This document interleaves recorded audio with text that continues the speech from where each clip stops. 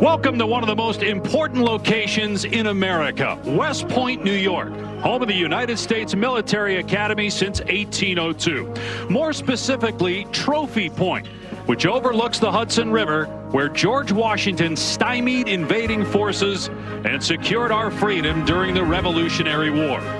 The Army also has rich football history just across the street on the Plain, where legend has it the first forward pass was thrown. More than a century later, to culminate one of Army's greatest seasons in school history, the Black Knights look to make history again, trying to win their first ever conference championship game and post their first ever 11-win regular season as they host Tulane at Michie Stadium for the American crowd. And hi, everybody, alongside Dusty Dvorak, I'm Dave Pasch. Obviously, we will document a championship game tonight, but also we're going to celebrate one of the most amazing venues on the planet. This place is special. The historical relevance is off the charts. And being here yesterday, going around, we just got this tremendous sense of American pride, perspective, and appreciation for what West Point's all about. It's awesome. Army's been awesome as a team on the field this year. 10-1 record, 8-0 in conference play, and a ranking of number 24. The only loss, November 23rd, against the Notre Dame team that's headed to the college football playoff. Nobody runs the ball more or better than Army, leading the nation in rushing and time of possession, thanks to the American Conference Player of the Year, Bryson Daly. And he's the heartbeat of this Army team and embodies what this football team stands for and is all about. He's gritty, a tough runner, and they built this offense completely around him with one of the best offensive lines in front. Tulane's defense has their hands full with Bryson Daly and company. Tulane 9-3 record, 7-1 in the American this season. 2 years ago, they won the conference championship. They continued their success after Coach Willie Fritz left, and John Sumrall was hired to run the Green Wave. This season, 2 close losses to Kansas State and Oklahoma, but then a dominant 8-game stretch. But with a potential playoff game on the line, Tulane lost to Memphis last week and now looks to bounce back in the conference title game. And this football team, especially the offense, has got so much balance on it. Mekhi Hughes in the backfield, one of the best running backs in the entire American Conference. And the redshirt freshman, Darian Mensah, has been excellent. Over 200 yards a game, running and passing. They keep defenses off balance with the balance they display. It's going to be a great matchup here tonight. How will Tulane handle the cold? Frigid temperatures tonight. Wind chill expected to be about 15 degrees. The Nissan Army playing in its first ever conference championship game. Ready to take the field at Michie Stadium in advance of tonight's clash with Tulane. The Knights 8 straight wins here, 6-0 this year, including their first win as a ranked team since 1959.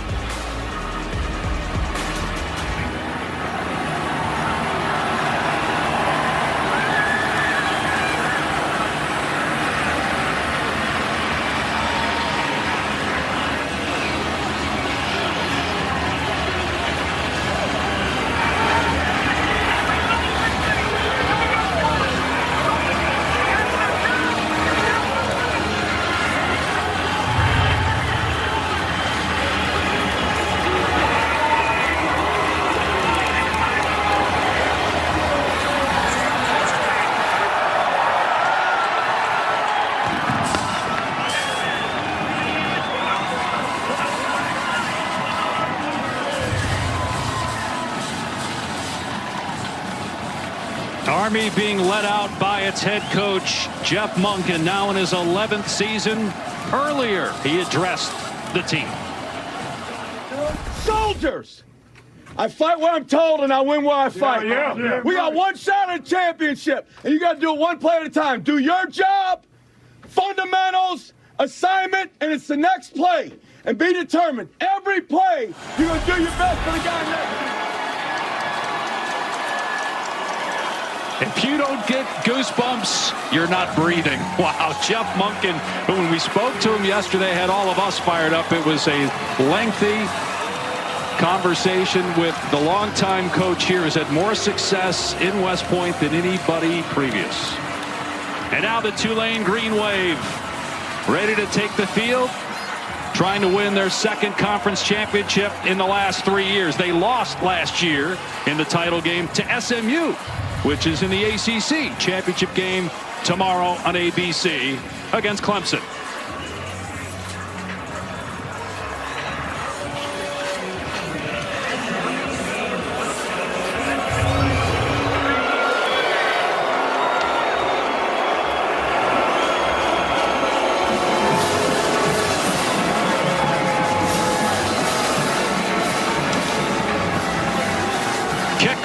Welcome to the American Athletic Championship on ABC.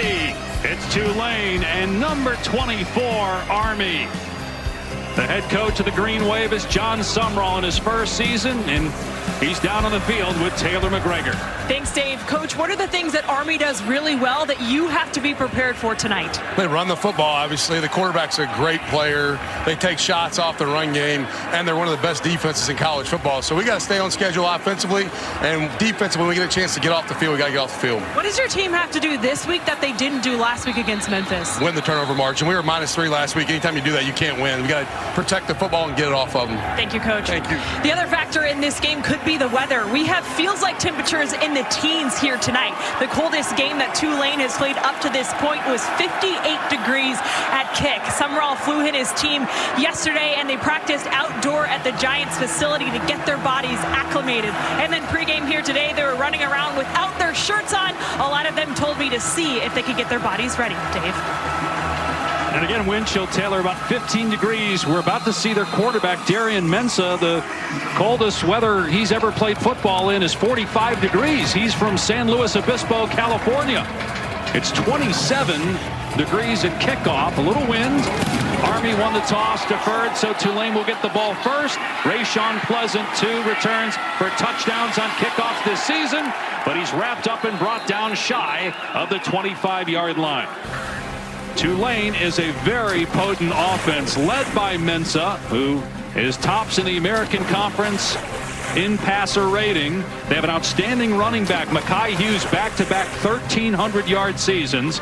Mario Williams is a terrific target on the perimeter, and Tulane 6th in the country and atop the American in scoring at 39 points per game.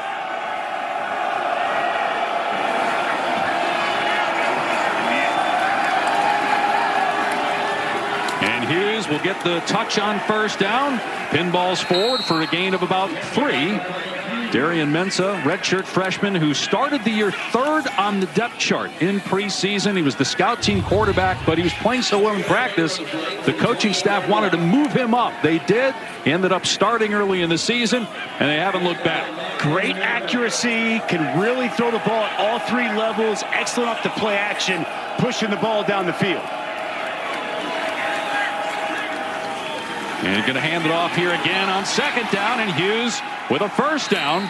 Basically as many yards rushing on the first 2 plays as he had all last week in their loss against Memphis, where he really struggled. And this is going to be a massive key, because as we've talked about Army, they want to attack you, run the football. That's really the MO of Tulane. They want to run the football, be physical with their talented offensive line and one of the best running backs in the entire American Conference. Getting Mekhi Hughes going, item number 1 for Joe Craddock in this offense. 3 plays, 3 runs for Hughes, and a lot of room straight ahead past the 40 and knocked down at the 42 by Jaden Mays. And for Army up front, they are thin on the interior. Multiple guys on the interior of that defensive line out. Cody Winokur, a little bit lighter, more of a rotational guys getting the start at nose tackle. Kyle Lewis, done for the season a few weeks ago. They are thin up front. Going to need those linebackers to really come downhill. Caleb Fortner, Andon Thomas going to have big games here tonight. First pass of the day for Mensah, setting up, and now throwing it out in space to Mario Williams. He stays in bounds past the 40, inside the 30, and finally brought down at the 25-yard line. That's a gain of 32. Well, this is really good by the offensive line. Plenty of time, good protection, clean pocket. Mensa can survey the field, and that's really the growth they've seen throughout the course of the season. Taking his time, showing his patience, locating the open target, and very good for Mario Williams after the catch. An explosive play for the Tulane offense. Against a defense that was number 9 in total defense, number 8 in points allowed this season. And a penalty flag down, some movement pre-snap by Keith Brown, one of the wide receivers. False start. Offense, number 5. 5-yard penalty. It's first down.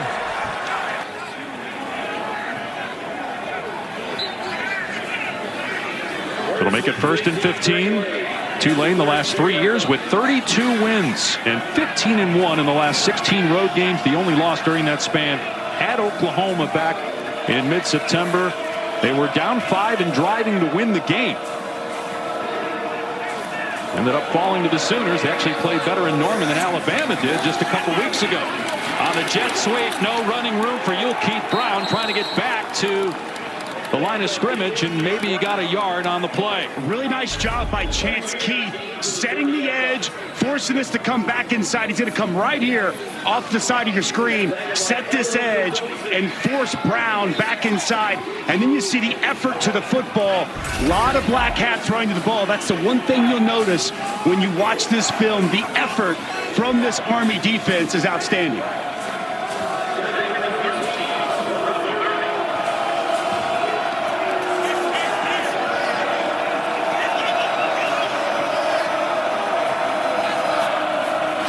Ball on the ground. Mensa had trouble with the snap and maybe arm hit as he threw the pass incomplete.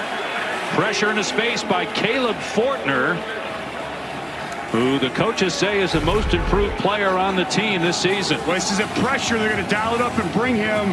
He comes right off the edge, fights through the block of the right offensive tackle, Green, and gets just enough of Mensa when he delivers that pass. 3rd down. Been such a good spot for Tulane all season. 2nd in all of college football and 3rd down offense. And look for the big tight end, Bauman, here in the slot. Homecoming of sort for Bauman. He grew up about an hour away from the Army campus. Mensa with time, throws, and it's caught at the 20-yard line, but short of the line to gain. Mario Williams comes up about 2 yards short to move the chains. 4th down. I think we're going to see John Sumrall go for this here on a 4th down early in this ball game. And they're going big. Nope, he's going to kick the field goal. He's going to take the points.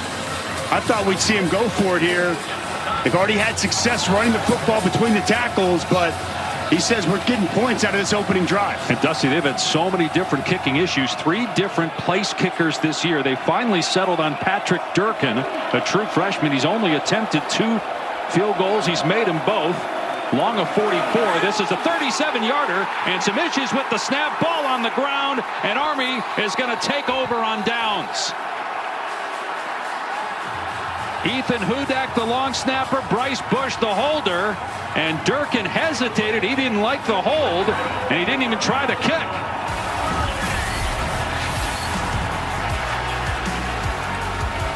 So Tulane with a good start to the drive, but for whatever reason, the place kicker, Patrick Durkin, didn't like what he saw. Nope. Welcome back to West Point. Here early, Tulane goes for the field goal, but after some issues, unable to capitalize. I was just listening in to holder Bryce Bush. He went up to kicker Patrick Durkin and said, "I apologize. I did not get it down as quickly as I usually do." So certainly some issues there, but perhaps Durkin still should have kicked it, and that was also the message I heard here on the sidelines, guys. Yeah, Bush didn't get the ball down in time, Taylor, and it threw Patrick Durkin off. That was only his 3rd ever field goal attempt. The true freshman, timing got off, and it was a disaster on the field goal attempt.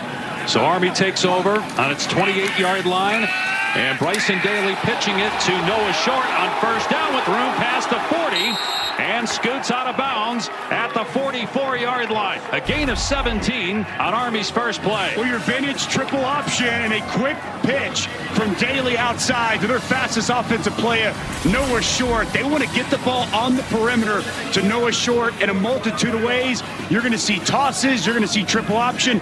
Throw him the football. Nice explosive run to start this drive for Army. 313 rushing yards per game on the season for Army. That leads the country.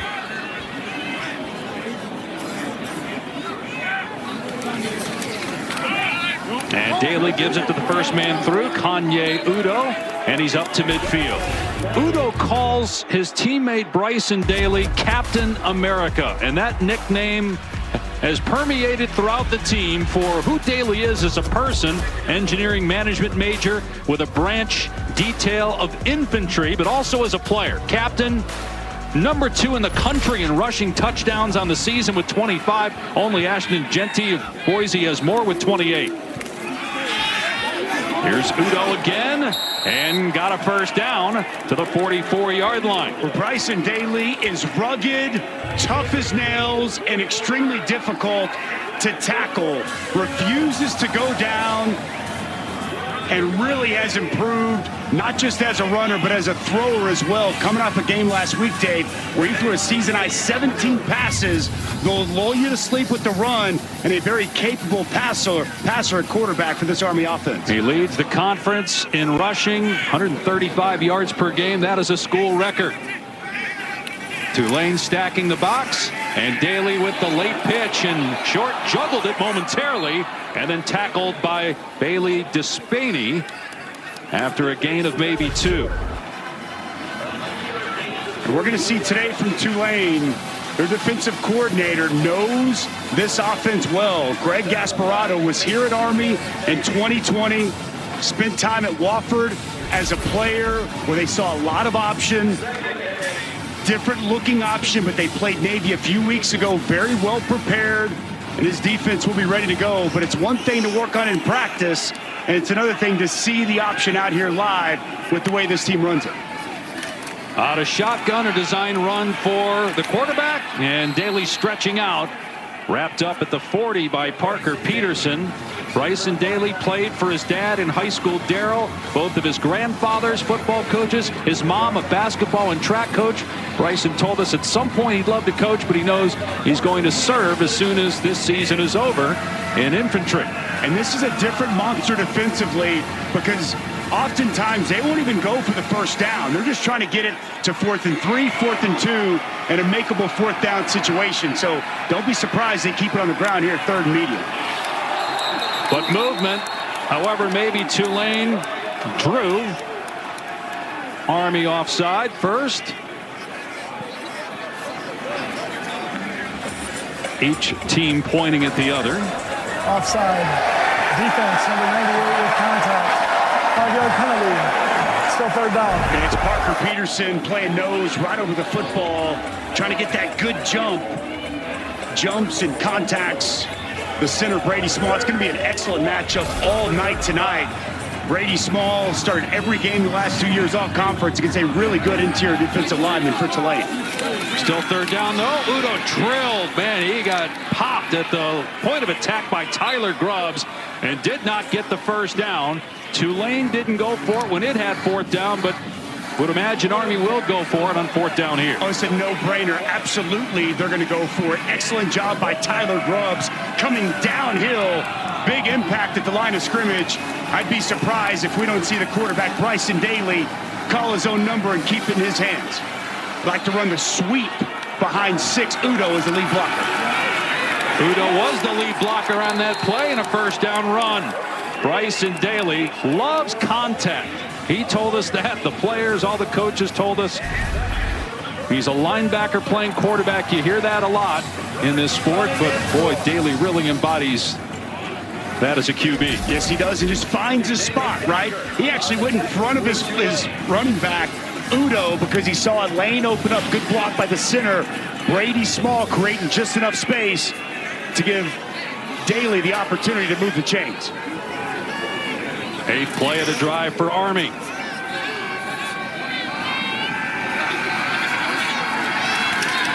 Play action pass. Daly setting up in trouble. Scrambling inside the 25 and dragged down at the 20-yard line by Sam Howard, and flags come down. It's a gain of 11 and a first down. And add on more yardage after the Tulane penalty. Face mask, defense number 15. Half the distance to the goal line. First down. Howard grabbing the face mask. That'll put the ball near the 10. Yeah, Howard plays really fast and good effort to the ball, but grabbing a handful of face masks, just a mistake by him.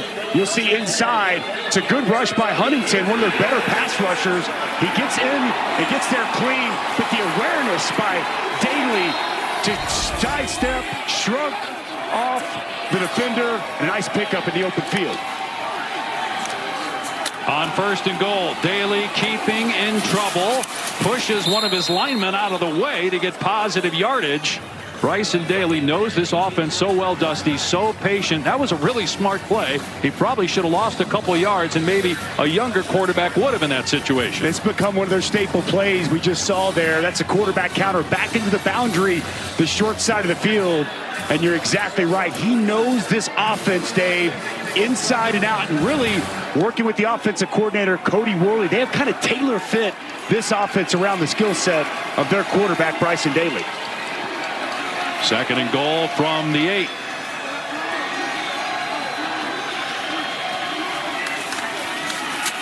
Udo drilled.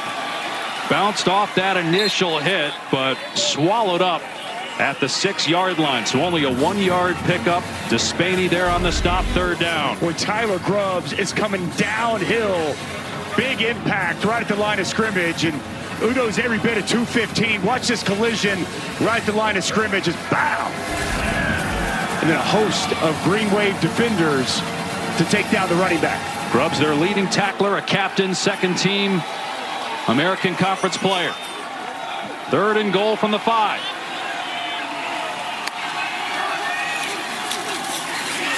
Daly keeping it into the end zone for the touchdown. American Conference record 26th rushing touchdown for Bryson Daly.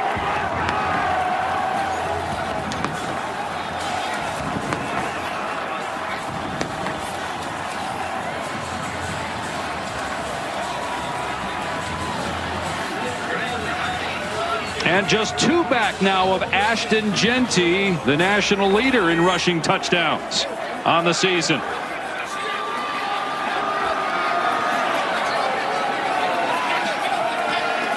Trey Granati on a high snap.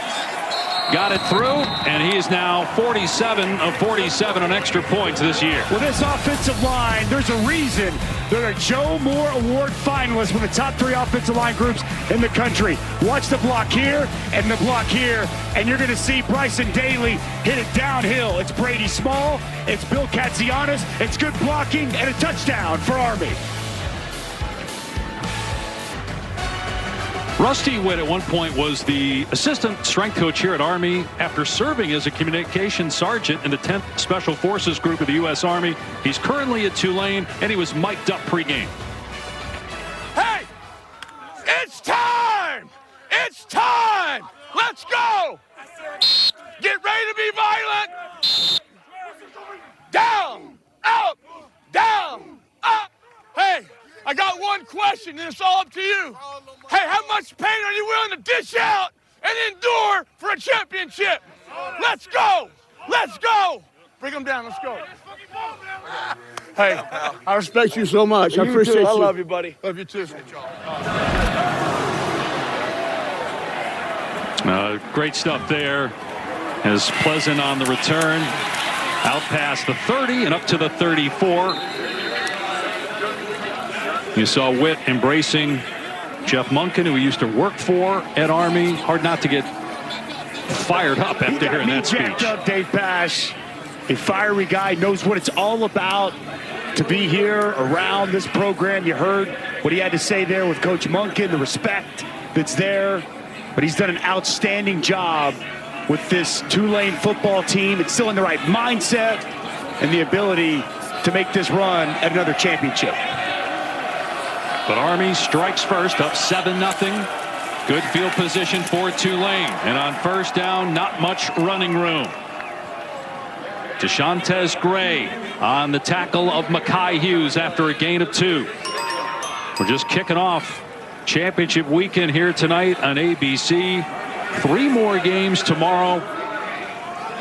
Iowa State or Arizona State will get the automatic bid for the Big 12 champ. Texas, Georgia for the SEC title. Clemson, SMU. And obviously, if Clemson wins, it would seem that either Alabama or SMU is out. Big discussion we'll have throughout the course of the show. Huge weekend of college football. Here's Hughes on second down. Not much. Wrapped up by Gray.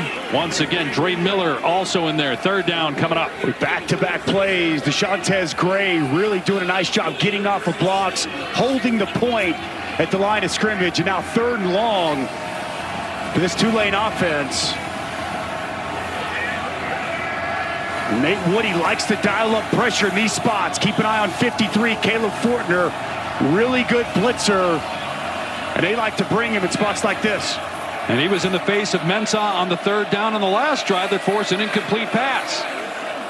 They rush for. Mensah has to step up and now has running room and gets the first down. Heading for the sideline at midfield. Chased out by Donovan Platt. Gain of 13 for Mensah. Well, with Mensah, he has the ability to run with the football. And as you're going to see, there's a lane that's going to open up right here. You've got to keep good 2x2 rush lanes there against Darian Mensah. As that interior defensive tackle gets washed, it opens up a lane, and Mensah wisely sees it and makes Army's defense pay. Second time already, Tulane into Army territory as Clayton Johnson, the ball carrier. Gain of only a couple on the play. And talking with the Tulane players last night, we asked about the experience of coming to the United States Military Academy. They said this is a business trip. We're here to play football. It's great. We love what these young men are doing for our country, but we are going to meet their physicality, and we have seen that so far in this game with some big hitting by the Green Wave. And the mindset coming in, it's a physical football team. It's where they hang their hat. They didn't do that last week against Memphis. They're here to do that tonight. Saw the cadets 4,300 for each home game. Mensah off play action. Everybody covered. And now Mensah finds some space and dumps it off to his tight end Bauman for a first down. Tackled by Fortner at the 37. 11 yards on the play. Well, it's max protection, and it's excellent protection down the field. We can freeze that, guys, and this is just smart by Bauman. Bauman's going to stay in to block, and then as nothing's there, he just leaks out. That outlet for Darian Mensah, just good, smart quarterbacking. Survey the field, allow your protection to work, and then find your outlet, and it's a nice pickup to move the chains. These were some of the things the coaches noticed when he was 3rd on the depth chart in preseason camp, and they said, we got to find a way to get him some reps with the ones. They did, and he ended up winning the job. Clayton Johnson close to a first down off the left side and what's likely the final play of the opening quarter.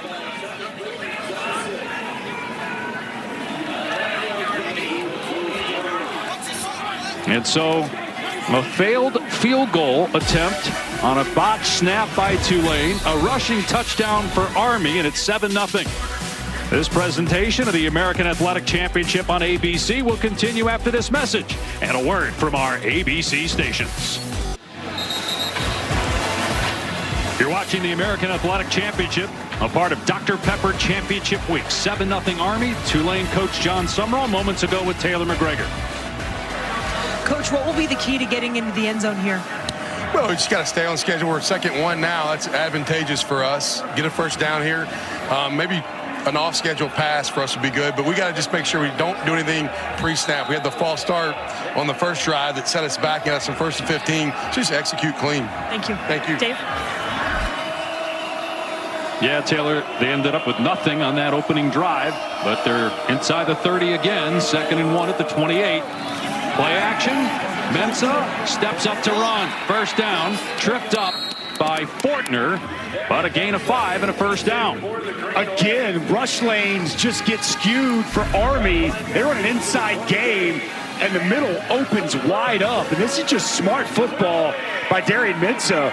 On that second short, they were going to go play action, try to take their shot, nothing down the field, take the easy 5 and move the sticks.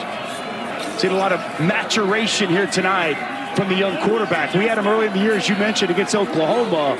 So much more comfortable running this offense here at the end of the season. And again, his first cold weather game ever. He told us he's skied before, but otherwise has never played in temperatures below 45. He's from Southern California. And Mekhi Hughes, a powerful run downhill. First down, a gain of about 12 down to the 11-yard line. Nice job inside the center, Vincent Murphy. And you're also going to see the guard, Rimitich, just do a good job getting movement. And then this zone running attack for Mekhi Hughes just really has good vision and feel. The cutback, and then get north and south for a nice gain. Hughes missed all of 2022 with a knee injury. Didn't start last year until mid-October. Ended up with over 1,300 yards. He's over 1,300 again this year. Two-time first-team All-American Conference. Play action. Mensah on the roll-up, being chased. End zone pass out of bounds. Trying to hit Mario Williams, who ran out of real estate. They love to play action boot. And as you touched on, Mario Williams, just not enough space on the side of the end zone. As Mensah try to find his favorite target, Mario Williams, who really has just had an excellent year for this Tulane offense. And throughout the course of this season, Dave, we saw them falter earlier, but Tulane throughout the course of this season, they've been really good in the red zone. Number 4 in the country in red zone touchdowns. But again, 0 for 1 tonight. They have a 2nd and 10 at the Army 11. Hughes gets the carry and breaks a tackle at the line of scrimmage and then stumbles for a few yards down to the 7th. See that good, tough physical running by Mekhi Hughes. Just make it 3rd and manageable here on this upcoming 3rd down. I mentioned him earlier on 3rd down, but Alex Bauman, he's got 6 touchdowns. He is a true red zone weapon, a red zone target for this offense, and great comfort and familiarity with the quarterback and his big tight end. A touchdown on every 3 catches this season for Bauman. And penalty flags fly. Movement by Tulane. Snap infraction. Offense number 64. 5-yard penalty.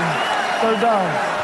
It's on Vincent Murphy, and you just heard Whit Taylor, John Summerall say we can't get off schedule with a pre-snap penalty, and it's happened again now 3rd and 11. That's exactly right. This is a senior who's really a smart, good player. We talked to him yesterday, one of the vocal leaders up front, and just, you know, as Mensah was trying to check at the line of scrimmage, they moved the football.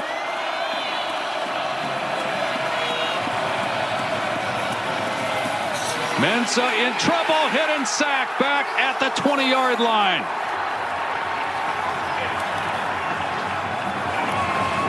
Elo Madozi, now 5.5 sacks on the season for Army. Well, Madozi is the best edge rusher this Army team has, and he's going to win with speed. Really good bending the edge, using the hands. You see him get a little shimmy inside, get that tackle to set inside, and work back out. And a huge 3rd down sack for the sophomore edge. And Tulane now on 4th and 18 has to try a field goal. Better snap and hold, but the kick is no good. Missed wide to the right by Durkin. 0 for 2 now on field goal tries, and the kicking game issues continue for Tulane. Well, the field goal game for Tulane has been a disaster. 2nd botched field goal, Army up early. Well, this is a game a one-time nose tackle would love. Dusty's defensive dudes love this weather as well. And it starts with Tulane's Patrick Jenkins. He is strong, uses his hands well, and very productive on the inside for this Tulane defense. And how about the back end? Max DiDomenico, the leader on the back end of this Army defense, tackles extremely well, really smart and good in coverage, and a key piece of this Army defense. And Army number 2 in the country in red zone defense, and Tulane's offense 0 for 2 so far in the game. The Knights take over on their 20-yard line.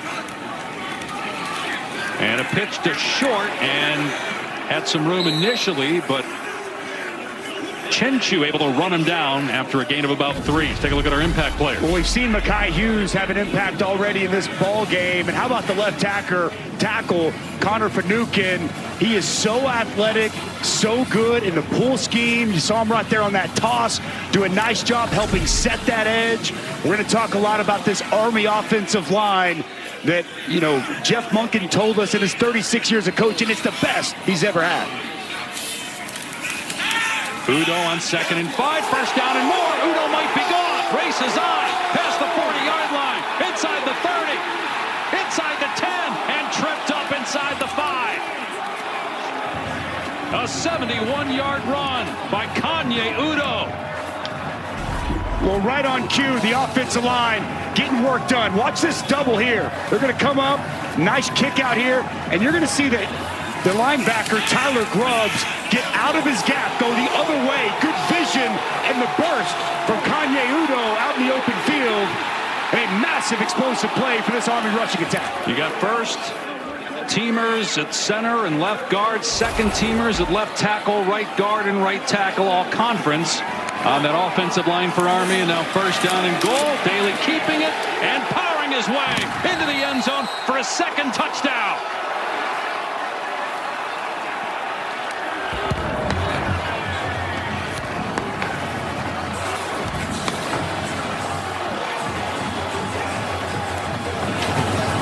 '27 touchdowns rushing on the season. Bryson Daly, number 2 in the country, 1 shy of Ashton Genty for the National League.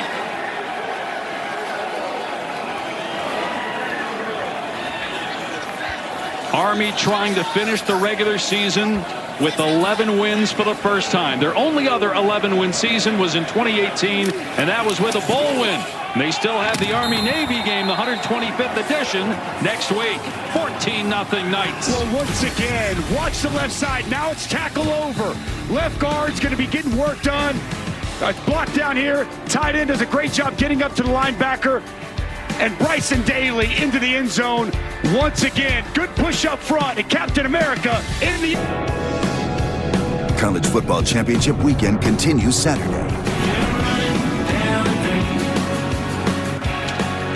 The 5 highest-ranked conference champions get automatic bids to the new expanded college football playoff. And here's what's at stake. You got Boise, UNLV. If you win, you're in. You lose, you're out. It's the same with Iowa State and Arizona State on ABC in the Big 12 championship. Clemson's in if it beats SMU tomorrow. As we look at our cheese at crunch time, SMU still could get an at-large if it loses. That's the big debate, Alabama or SMU. Rayshawn Jenkins has got 2 kickoff returns for touchdowns this season and a pick 6. Dangerous with the ball in his hands. Past the 30, and he fumbled the ball. This time he's dangerous to his teammates with the ball in his hands. The kicker, Granati, forced the fumble. And Tommy Zatila recovers it for Army. Well, special teams continues to be a problem for Tulane tonight. A botched snap. They don't even get the kickoff. A missed field goal. And now, how about Trey Granati, the kicker? Watch him come up. Pat McAfee's going to love this. Kicker coming up, getting work done. At Army, you can't be scared if you're on the football field. Goes up to wrap up, and he gets the ball out. And a takeaway, an Army with the football, and a chance to try to go up 3 scores. And it wasn't even that big of a hit, but it was enough. Bigger hit than you could have given, Pash. To have Rayshawn Pleasant cough up the football. Now on first down, Udo pushed back at the 35-yard line after a gain of 3.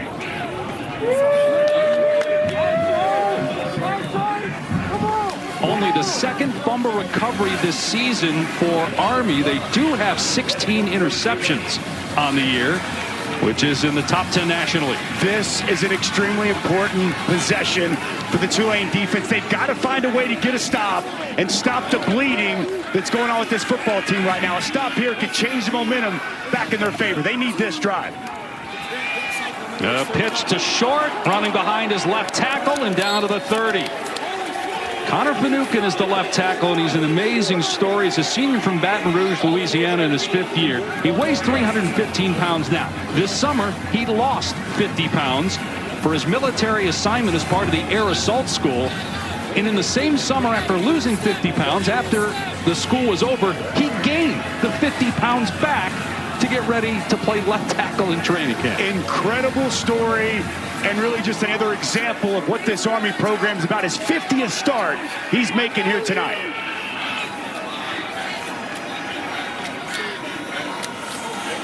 And a 3rd down and 3. Daly falls forward after getting hit, but comes up short of the 1st down. Ransaw on the tackle, 4th down and about a yard. And you know, for Jeff Monken, this is an area where this offense is built for this type of situation. No doubt about it. Going to go for this right here. And don't be surprised if it stays in the hands of number 13, the quarterback, Bryson Daly. Had an incredible year, amazing numbers, and he missed a game. He did not play against Air Force due to injury, yet he's got 27 touchdowns, number 2 in the country on the ground, 2 so far in this game. And he will keep it on 4th down. Got hit at the point of attack, but was able to power through the Sam Howard tackle and move the chains. 1st down. This is just smart by Bryson Daly. He sees a hole up front on the right side, and he's just going to take advantage of it. Look at this space right here. And you're going to see Bryson Daly just say, you know what, I'm going to get to that spot before the linebacker, Sam Howard, can get there. I'm going to lower my shoulder, run through, lean forward, and move the sticks. Again, you see the strength. We asked Daly yesterday, would you rather throw a bomb or run somebody over running the football? He said, this time of year, with all the shots I've taken, I'm happy to throw the ball. But he hasn't yet. No passing attempts yet in this game. Udo, the ball carrier, down to about the 25 for 2. And let's go to Taylor down on the field. Dave, one of the things that Jeff Monken loves about his team is the toughness, and Bryson Daly epitomizes that. After his first touchdown, he came to the sideline. He had blood all over his elbows. Trainers were coming up to him, wiping it off, and all he wanted was the iPad. He did not care. He didn't look to be in any pain. He just wanted to figure out how he could get back out there and score again. And the bandage he's got on, that thing's falling off too. They're going to have to put something else on there. But as you said, I'm not sure he cares. Daly pitching short inside the 20. 1st down and down to about the 10. Noah Short, former corner turned slot back, gets down to the 11-yard line. Well, Aiden Huntington's going to be outside, and he's going to be caught in a weird spot. Watch him as he works out. He's going to be caught. He's going to try to play pitch. He doesn't know if he's going to play pitch. He's going to play quarterback. He's kind of caught no man's land, and it's a good job by Daly. He forces all the way to him, gets him to lean in just a little bit, and then a nice pitch on the perimeter. Chance to go up 3 scores for Army.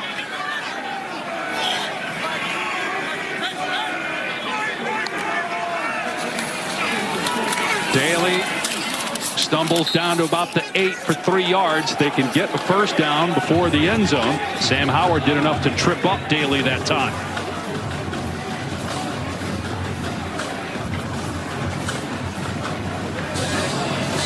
Bryson Daly attended the U.S. Military Academy Prep School here on campus. That's what a lot of incoming students who want to go to Army do. They come to the prep school on campus. He actually was here in COVID. He couldn't leave campus for 6 months. But said really helped his mental toughness dealing with that stretch. Was really difficult. Here he is on 2nd down. Still no pass attempts. Again, despite getting walloped at the line of scrimmage by Grubbs, he still gets positive yardage. For Tyler Grubbs, physical, nice job scraping over the top. That's 2 tough football players. 13 on 13, a nice tackle by Tyler Grubbs. Tulane's got to find a way to get a stop here and not allow Army back into the end zone. And Bryson Daly, 76 pass attempts, but none in this game. You throw it on this play here in 3rd and 5. I keep it on the ground. They've had a lot of success running the football. And they will. Daly, and coming down to make the hit at the 5-yard line is Micah Robinson, a corner, and now it's 4th down or about 3. 4th and 3. Jeff Monken He's keeping the offense on the field, and this is just who this football team is. If you've watched this Army team throughout the course of the season, no doubt, keeping the offense on the field, and they're going to go for this first down. Only 9 field goal attempts all season for Army. Nearing 4 minutes to go here in the first half. This could be a spot, maybe a little play action here, Dave. Watch 21, Robinson. That's him in motion. He gets the pitch, in trouble, and tackled short of the line. Patrick Jenkins and Grubbs over there to make the tackle, and Tulane with a huge turnover on downs. We talked about Patrick Jenkins earlier when we talked about the dudes in this defense. Watch him get up the field, doing a good job setting that edge, and a huge stop for Tulane. The AT&T Countdown to the College Football Playoff National Championship, Monday, January 20th on ESPN. Yeah, that's how I get by. And AT&T is keeping you connected with our Bracket Insights. The first on-campus college football playoff game ever will take place 2 weeks from tonight. The 4 highest-ranked conference champions receive first-round byes. It's unlikely that the winner of this game will make the college football playoff. It's likely either Boise or UNLV in the Mountain West that will get the non-Power 4 bid, and then you have the 7 at-large teams. In your mind, is Alabama one of those teams? By the way, you can sign up now at ESPN.com for the first ever CFP Bracket Challenge. Well, that depends, and the big debate's going to be SMU-Clemson. If SMU beats Clemson, it's easy. Alabama's getting in that 11th spot. But if Clemson beats SMU, who gets in? Look, I think SMU going into the weekend, they're sitting there at number 8. I do not think, barring a blowout loss, they should lose their spot in the college football playoff. But we got to watch the games play out. There's going to be a big decision on the hands of the committee if Clemson wins that game in Charlotte tomorrow night. Meanwhile, Tulane taking over on downs and running Mekhi Hughes on first down past the 10 and stood up at about the 13, a yard short of the line to gain. Do you agree with that? You think if SMU, if they play tough, if it's a competitive game, goes down to the wire, would you put Alabama in or would you put SMU in? I still would put Alabama in because of the strength of schedule. Okay. Because of the win over Georgia, far better than any win SMU has. And it went over South Carolina. They got 3 top 20 wins, but man, been a great year for Rhett Lashley and SMU. Hughes again on second down. Needed 1, and he got about 8 out to the 20-yard line. Casey Larkin on the stop. So here's what we're talking about in terms of, strength of schedule. 17 for Alabama, obviously, in the SEC. Look, this isn't a conversation if SMU wins. Correct. But if SMU loses and they have to get an at-large and it comes down to those 2 teams, I'd say Alabama. And it seems like the committee would agree, right? That's going to be the debate. I do think how that game goes is going to play a role. I would not feel comfortable if I'm Rhett Lashley and SMU waiting on that committee to make a decision. But that's just a tough precedent to set first year. Mensah play action and throws an interception. He underthrew the receiver, and Thomas picks it off. Second straight turnover forced by Army. And just the 6th interception thrown all year by Mensah. Wow, what a mistake by Darian Mensah, and he's been so smart with the football. He's trying to hit Mario Williams on a crosser, and just watch Andon Thomas in zone coverage.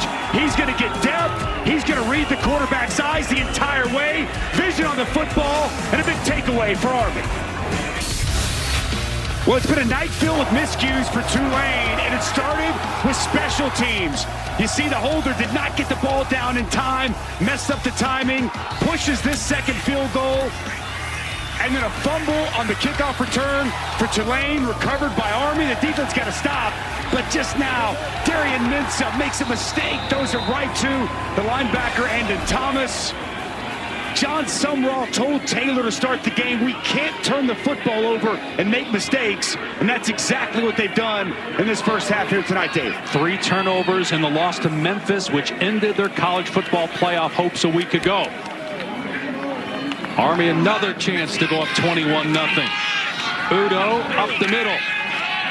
And there's Tyler Grubbs again to meet him at the line of scrimmage.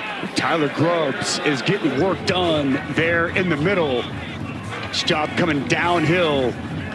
Tough physical linebacker, second team, all conference, both him and Sam Howard. Done an excellent job with that Tulane defense all season. They need him to step up big right now and limit this drive after the takeaway. And Army going to let the clock run down here to the 2-minute timeout at Michie Stadium in its 101st season. Built in 1924 here on the Army campus in West Point, New York, on the west bank of the Hudson River. A critical stretch during the Revolutionary War when George Washington was leading the way. You got to slow him down. He's a freshman that's moving way too fast now. Dave Dusty, we'll see you at the half. And speaking of the running game, here it is again. Bryson Daly, who still hasn't thrown a pass, as you guys mentioned. One catch for the defense, none for the offense, but when you run it this well, you don't need to throw it. First and goal, Army. I mean, the blocking is just so good. Watch this double team here, and then the right guard just getting work done. And there's just a big hole that opens up off the right side. Daly does a really nice job, too, with the slight hesitation. That hole opens right up.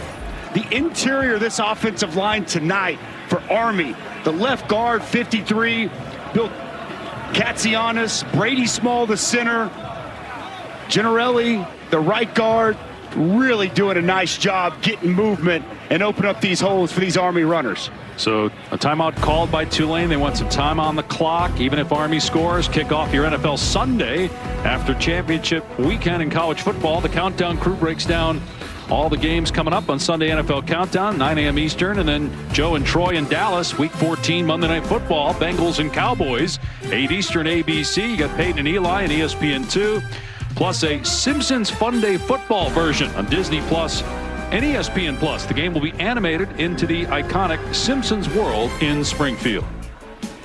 Simpsons football? It's taking me back to my childhood, Pash.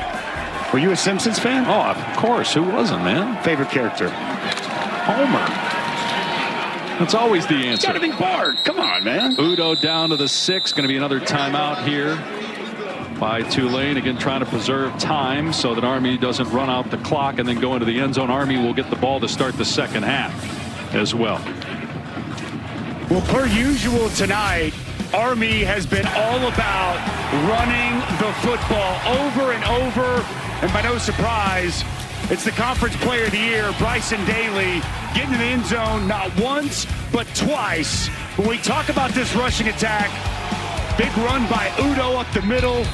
It's what we've been talking about all night. It's one of the best offensive lines in all of college football. The last touchdown there for Bryson Daly. That entire crew up front just doing an excellent job at the point of attack with physicality, with athleticism, and really making life easy on these ball carriers for Army. They got 186 yards of offense, and it's all on the ground. 27 rushing attempts. Only 22 plays run by Tulane. Army 10-1. The only loss was against Notre Dame 2 weeks ago. They still have the 125th playing in the Army-Navy game next week. In Landover, Maryland, Daly looking for running room, and he's down to the 5. Tulane will take another timeout. By the way, for the first time since 2017, the winner of that game next week will clinch the Commander-in-Chief's trophy. Both Army and Navy beat Air Force earlier this season. Only the 5th time since 1978 that game will determine who wins. What all the Army players and coaches told us yesterday, even with the American Championship on the line, that Commander-in-Chief is still the most coveted trophy at Army. This season, All-State will celebrate every field goal and extra point made by participating universities by making a donation to the university's General Scholarship Fund. Thank you, All-State. It's been amazing being here at West Point for this American Championship, and you know, just these 16,000 acres of history and just the pride you feel as an American in your country being around here. This game has been excellent, but that Army-Navy game, had a chance to go a couple of times. It is next level. The intensity, the rivalry, and the look on Jeff Monken's face. We mentioned Army yesterday. You know how important that game is. Another touchdown for Bryson Daly, his 3rd of the day. He's now tied for the national lead in rushing touchdowns.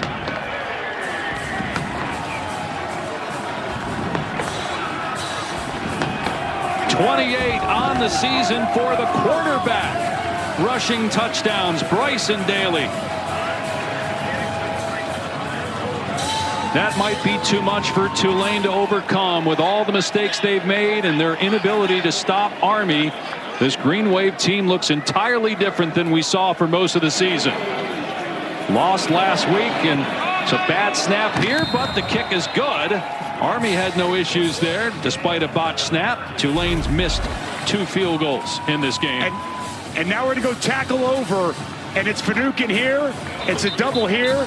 And how about the big fullback just going to lead his way and pave a path for Bryson Daly. Rendina, 33, gets just enough of Sam Howard to open that hole. And you see the elation, the excitement of the captain, Bryson Daly, in the end zone as his team takes a commanding 3-score lead. Got Ashton Genty playing for Boise State right now, and he's tied with Daly. Again, one's a running back, one's a quarterback. Tied for the national lead in rushing scores. And worth pointing out, Genty has played one more game than Bryson Daly. Obviously, that additional game next week we're just talking about with Army-Navy, but Ashton Genty's been incredible. He's going to be in New York City, rightfully so, but Bryson Daly has just been special this season for this Army offense. Grew up in Abernathy, Texas, close to Lubbock. He's 23 years old. Played for his dad at Abernathy High School. He's a high school discus champion, as well as being an outstanding football player. Now they pop it up on the kickoff, and Bauman made the catch at the 30, and he's out past the 40-yard line, so decent field position for Tulane. No timeouts left, 1:36 remaining. Well, you know, you were mentioning Abernathy, Texas, where Bryson Daly's from. I'm from Texas, and I had not heard of Abernathy. And he said it's out west by Lubbock. And then we were talking with the offensive coordinator and quarterbacks coach, Cody Worley, who was talking about his recruiting story. And he said, it's the first time I saw, what do you call those things? You know, they're on the ground. We're like, what are you talking about, coach? It was a tumbleweed. It was the first time Coach Worley had ever seen a tumbleweed when he went to the home of Bryson Daly and recruited his future quarterback. And Daly told us that his branch detail is infantry. It was branch night on Wednesday where all the student athletes find out their military assignments, as Mensah is short of the first down, so the clock will continue to move as he's brought down by Fortner at the 48. Important to operate right here, try to get a score, some kind of momentum for Tulane before they go into half. Mensah, an interception on the last drive. Looking downfield, everybody covered. And now Mensah finds Hughes out of the backfield. Should have gone out of bounds. The clock will stop to reset the chains. 1:03 to go. But could have just run out of play that time. Boy, plenty of time here all day for Mensah to survey the field. And you're exactly right. Mekhi Hughes got to be more aware. Got to get out of bounds. Clock running once they set the football. Mensah hitching, now firing, and it's incomplete. Fleming unable to hang on at the 28. Clock stop with 54 seconds left. And Darren Mensah typically operates with such good accuracy down the field. That pass a little bit low. Fleming tried to work back for it, but unable to go to the ground and come up with the catch. Said he wasn't worried about the cold, was uber confident when we talked to him last night. He struggled here in this first half against this Army defense.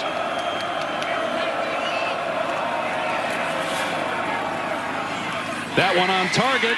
Breaking free is Williams inside the 20. Cuts it back and into the end zone. Huge touchdown at the end of the half for Tulane. 42 yards.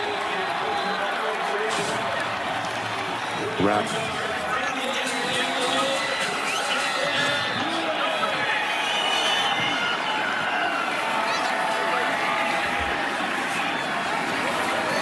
Mensah's 21st touchdown pass of the season. He's jacked up as Tulane, despite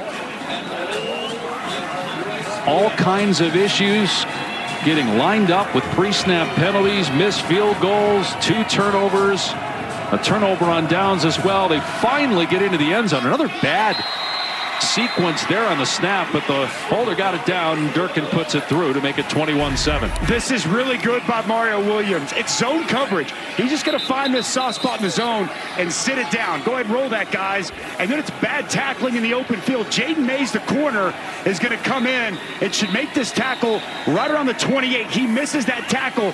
Bauman gets just enough of a block down the field, and the explosive speed in the open field for Mario Williams, exactly what this Tulane offense needed before halftime.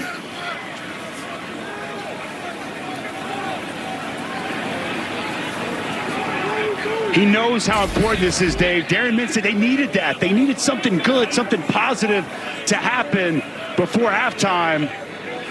That's good because you're down 3 touchdowns. It's cold. You're feeling sorry for yourself. You get your head down a little bit.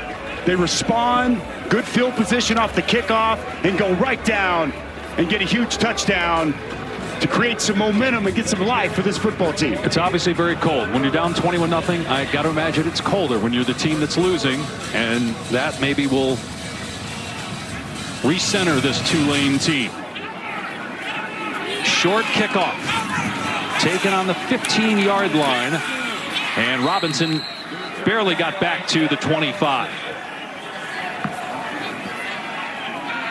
So Army with 41 seconds left, 3 timeouts. If you're Army at this stage, you're going to get the ball to start the second half. Do you just take a knee and end the half, or do you try to get something going here offensively? They don't throw the ball. I don't know if you take a knee, but you just hand the football off. You just run the football like you do. You may pop a big run, but you're not taking a shot down the field and some kind of disaster happening. It's been a very good first half if you're Army, but I think you're very conservative here. You take the lead going into halftime, and you get the ball coming out. Had a turnover against Notre Dame at halftime. No run. Rendina, who's sure-handed, and a 260-pounder, so if he busts one, it's going to be hard to get him down, but tackled at the 29. And Tulane's out of timeouts. See if Army runs one more player, just heads to halftime. First ever conference championship game for Army. Other than a 7-year stretch in Conference USA from 1998 to 2004, they had been an independent.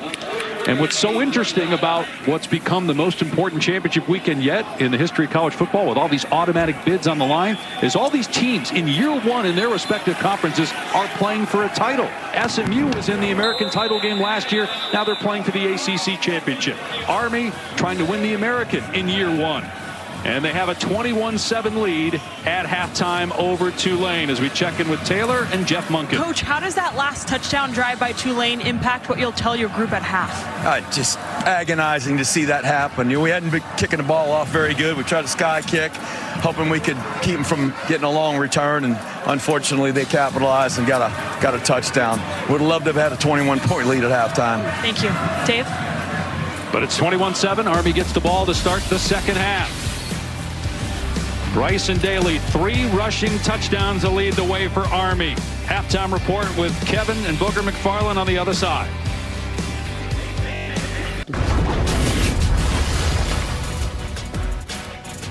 American Championship at West Point, and the defense making a statement for the Black Knights. Just a really good job by Army, dropping back in zone coverage.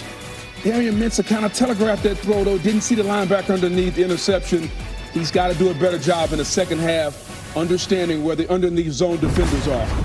2 turnovers that defense creating, and that catch is the only catch Army has in this entire first half. As we were at the half, they're up 21-7. Booger McFarland, Kevin Nagandi here. Again, first time all season we've seen Army. We know historically they're a running team. It's the first time all season we've seen this number.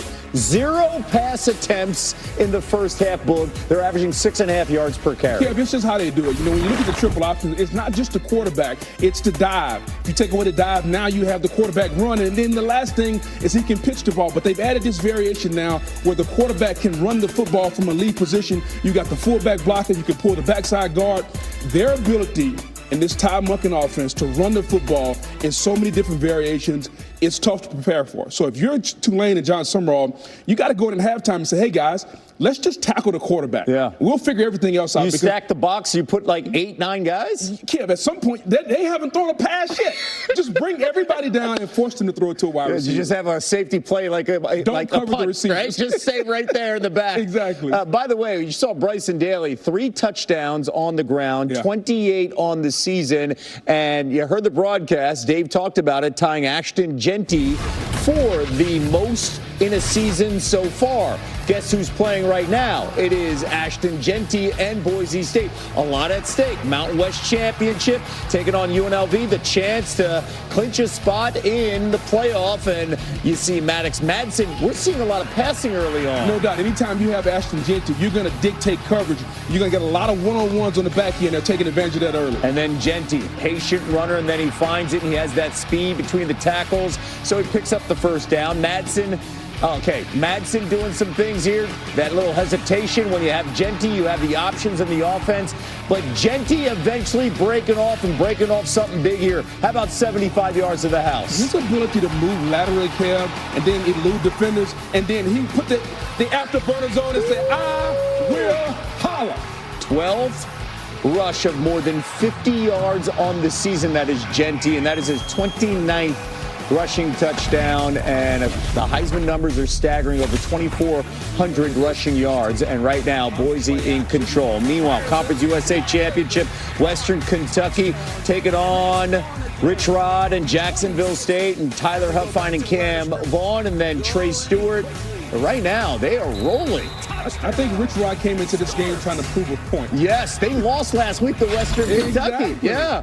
Hey, we're going to get you ready for the conference championships tomorrow with reports from the Big 12, the SEC, and the ACC coming up after this.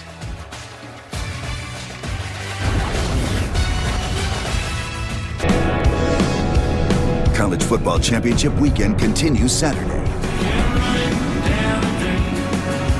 Cannot wait for tomorrow. A triple header here on ABC. Booger McFarland, Kevin Agandi back here. Booger, it's been a while. He's coming around now. He likes the expanded playoff. Before he was like just 4. Now you like it. You feel it a little bit here. Yeah, because more teams are involved. Yeah. Last year I was a little salty about how you guys treated Florida State. But None of that. But this year, I think the more teams involved, America is going to be happy. And there is so much at stake, of course, with the triple header on ABC. We've got reports from all the games. Let's start with Katie George from the Big 12 Championship. Well, Kevin, Arizona State will be without one of its top wide receivers in Jordan Tyson on Saturday. He was targeted almost 3 times more than any of his other teammates this season. So Kenny Dillingham knows he has to adjust, but he said they'll continue to lean heavily on running back Cam Scadaboo, both on the ground and out of the backfield. Now, this Iowa State defense has struggled to stop the run this season, allowing 5.5 yards per carry. But if they can contain Scadaboo and the offense can utilize its 2 1,000-yard receivers in Jaden Higgins and Jalen Knoll, then the Cyclones could win their first conference championship in 112 years. Should be fun here in Dallas. Now let's head to Atlanta to check in with Holly Rowe, who's covering the SEC championship game. Thanks, Katie. Here in Atlanta, there are some questions about who is available to play. Most notably for Texas, Kelvin Banks, their terrific left tackle, has a lower leg injury, and I am told he is a game day decision on if he can contribute to the Longhorns, who are rushing the ball much better since their first meeting with Georgia. Think about this. Quintravion Wisner had just 52 yards in the first meeting against the Bulldogs. In the last 2 games, he's nearly rushed for 350 yards. Now for Georgia, they are without their star running back, Trevor Etienne, who was a weapon the last time they faced Texas. He is listed as questionable for this game, but Carson Beck said they do have the home field advantage. He said, I've played in this building before. I lost my last start there. I don't ever want that feeling again. Now let's check in with Molly at the ACC. Well, Holly, just under a week ago, Clemson's locker room was full of tears and season-ending speeches after their loss to South Carolina, but new life was breathed into their season after a Miami loss clinched a spot for the Tigers in this ACC title game. Players are still coming down from that emotional roller coaster as they get ready for an SMU team that feels overlooked. Running back Rashard Smith telling me they're a complete team that's underestimated, but a win on this field would force people to take notice. Kevin? Molly, thank you so much. First meeting all time between SMU and Clemson. You love, Boog, the speed of the stands. No doubt, especially when they inserted Kevin Jennings at the quarterback spot. Their ability to be explosive on offense. And it's not just Jennings, Kev. Rashard Smith, almost 1,200 yards rushing. Their ability to be versatile and get the speed on the field. Head coach Rhett Lashley has done an outstanding job of putting this team in position to win the ACC. Clemson is an underdog. Who you got in this one? I'm going to lean toward Clemson, Kev, which brings up the question that everybody's been talking about. If Clemson wins this game, now what do you do with the 2-loss SMU? Because they're going to be judged against a 3-loss Alabama. If it were me, it's really simple. I don't think you should be punished for getting to the championship game. Right now, SMU is in there, number 8. So you're not going to punish them and knock them out. I think as long as the game is fairly close, 7 to 10 points. Yeah. And 11-2 SMU that loses to Clemson. Both Clemson and SMU should get into the playoffs. Ward Manuel said Miami was 0-1 against current top 25 teams. SMU 0-1 against current top 25 teams. SMU got to handle their business on the field. Let's go to the Big 12 championship. First ever meeting between Arizona State and Iowa State. Rocco Beck, and what are you seeing for the Cyclones? I love Rocco Beck. He's a kid that grew up in Tampa. I've seen him grow up all his life, Kev. He's been coached by his dad, Anthony Beck. He's a gunslinger, but it's going to be the Iowa State Cyclones defense and their ability to deal with Cam Scatterboo. If this defense can't do a better job of stopping the run, Iowa State doesn't stand a chance in this game. Iowa State seeking their first conference championship since 1912. They got to stop this guy. No doubt, Kevin. I said this last week on our show. To me, he's a better version, maybe a faster version of the guy that used to play at Stanford, Toby Gerhardt. I don't know if you can go back that far. Yeah, his physical style, no one guy brings him down. Yep. If you're looking for a guy to watch tomorrow, watch Cam Scatterboo. You'll become a favorite really quick. First year for Texas in the SEC, and they're in the championship game. Now they take on Georgia in Atlanta, and this is a rematch from what we saw earlier. What do you need to see from the Dogs? Well, first of all, the Georgia defense punked the Texas offense. Oh, yes, they did. They went into Austin and took Bevo's horns and ran away with them. And so if you're Georgia, can you repeat and do the same thing over and over? The hardest thing to do is to beat a team twice.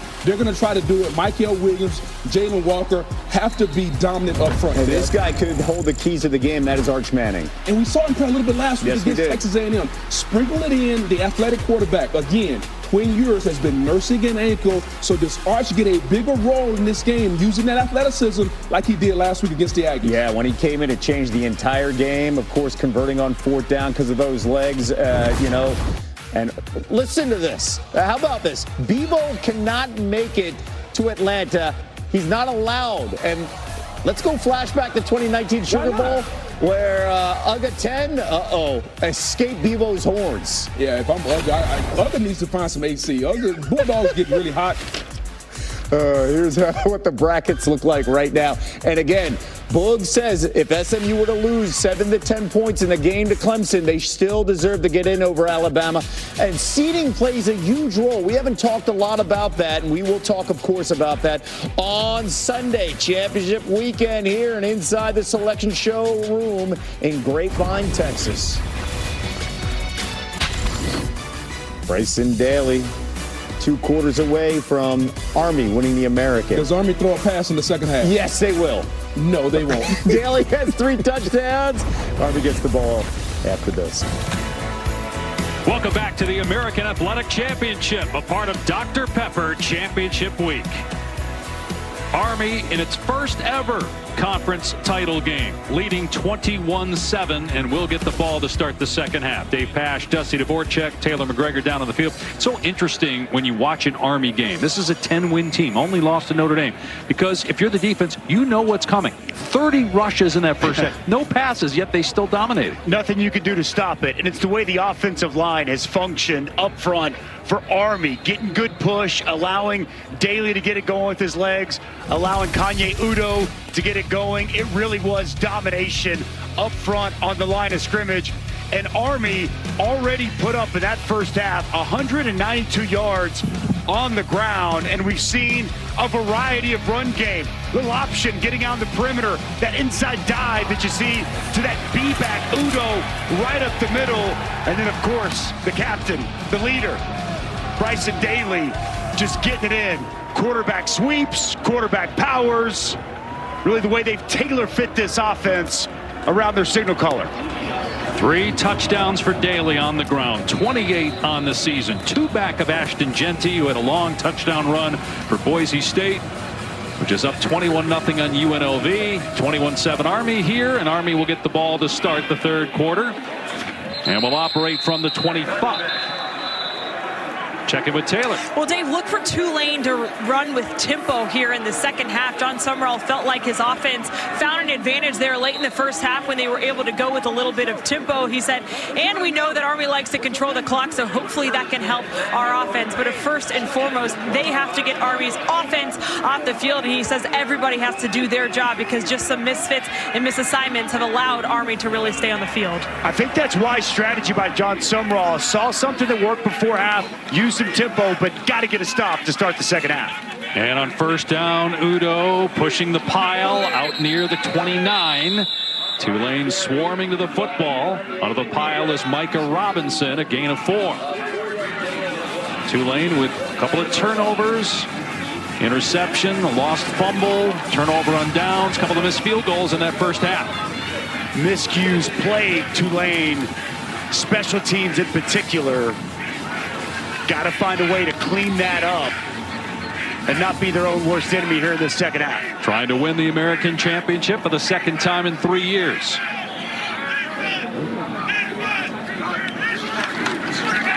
Daly keeping it. Wrapped up at the 31. Third down coming up. Well, nice job inside Parker Peterson. He's such a force on the interior of this defensive line for Tulane. But still you see the push and able to get them right where they want to be, sitting here 3rd and 3 for this Army offense. That's a win for Army when they can get in these spots. Number 1 in the country in rushing. Number 1 in the country in time of possession. Number 4 in the country on third down. 2 for 5 today.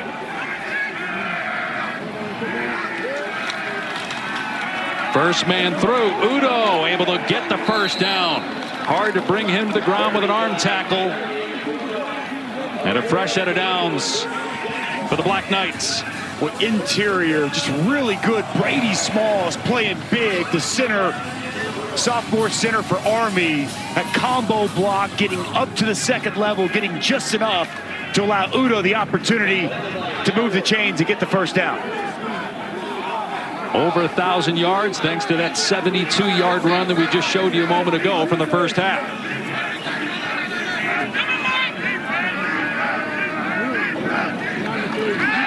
Dropping back to throw the first pass of the game for Army, and it's caught by Noah Short and out of bounds at the 44, a gain of 8. And that's now going to stick in the mind of Tulane. First time we've actually seen a pass in this football game. Now all of a sudden this Tulane defense, they got to be mindful. Bryson Daly more than capable. His favorite target, Noah Short, got that excellent speed.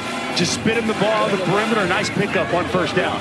Army started 9-0 for the first time since 1996. Got to number 16 in the polls, its highest since 1962, when they were a top 10 team. Currently number 24. Udo, first down and more. Diving to the 42-yard line. Gain of 14. Which is good push inside. 71, Gennarelli getting up on the linebacker. Watch, you're going to see this backer come down, and Gennarelli's just going to wash it all the way across, and it's going to open up this hole for Udo right up the middle. Really well done on the interior of that offensive line.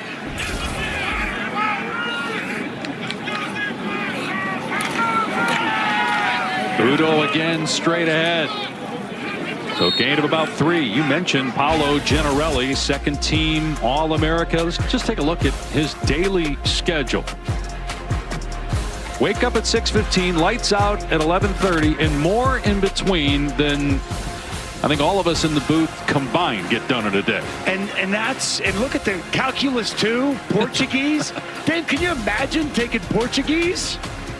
Just incredible. And you do take a little Italian, by the way. I mean, breakfast looks good there, and team dinner. I'm good with those two. I got those handled. It's about all you can do. But the time constraints on these guys is just crazy. Daly, late pitch to Short as he got clocked and only a gain of 1 or 2. And it's interesting where the barracks are situated, the daily activities for Army. As we look at the second down play, they have to walk up a half-mile every day. When talking to the players, they referred to their military post is down there, and that football is up here, and that being up here at the football facility is like a vacation. And they told us you got to compartmentalize both of these places, completely separate the two, literally like living 2 different worlds when you're playing football and you're a member here at West Point.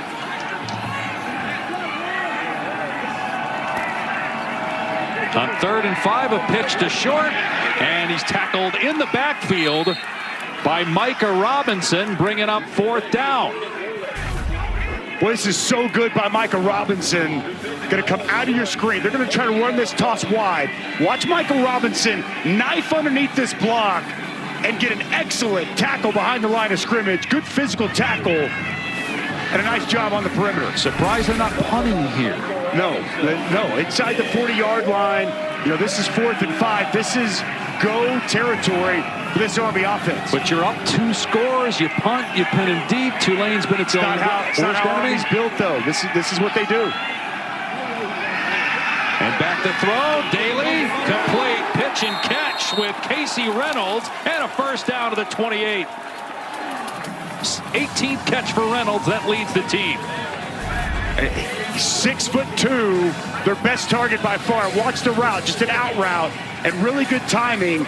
We get lulled to sleep with Bryson Daly as a runner, but really good accuracy and timing on the out route, moving the sticks for a first down. Daly red hot throwing the ball. 2 attempts in a row, 2 completions. After no attempts in the first half, 78 attempts on the season for the American Conference Offensive Player of the Year.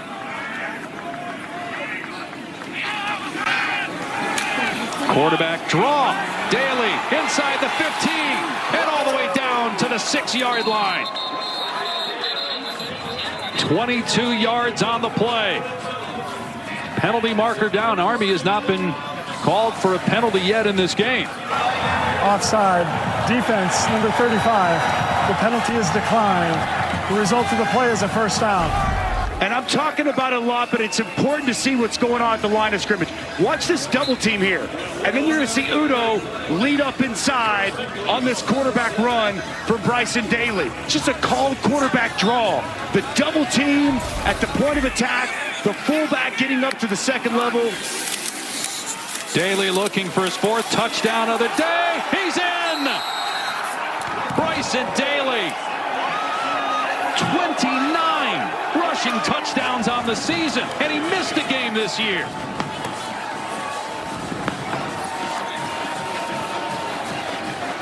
And you wonder, that took 6.5 minutes.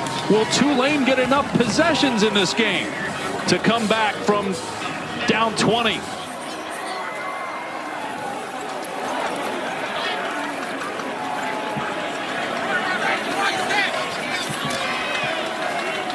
Granati on for another extra point. Another impressive drive by Army, engineered by the engineer management major, the quarterback Bryson Daly. Well, it's been about this rushing attack all night, and what an evening for the Conference Player of the Year, Captain America himself, Bryson Daly. Good block from Rendina and Army back in the end zone to start the second half. Playoff dreams and conference titles at stake. Hopes are running high. It all comes down to this. Dr. Pepper Championship Week continues Saturday at noon on AAC. Have fun. Bryson Daly putting on a clinic here tonight. The quarterback lives by the motto, cool head, hot heart. It is a tattoo that he has on his left arm in the handwriting of his grandpa, Buddy Coomer. Now, Coomer is a Hall of Fame coach in his own right, and when Bryson was growing up, he had the tendency to get a hot temper. So his grandfather, who he calls coach, would text him before every game with that same message, cool head, hot heart. It was a reminder to him to keep his emotions in check because his teammates around him are looking for him to stabilize their emotions.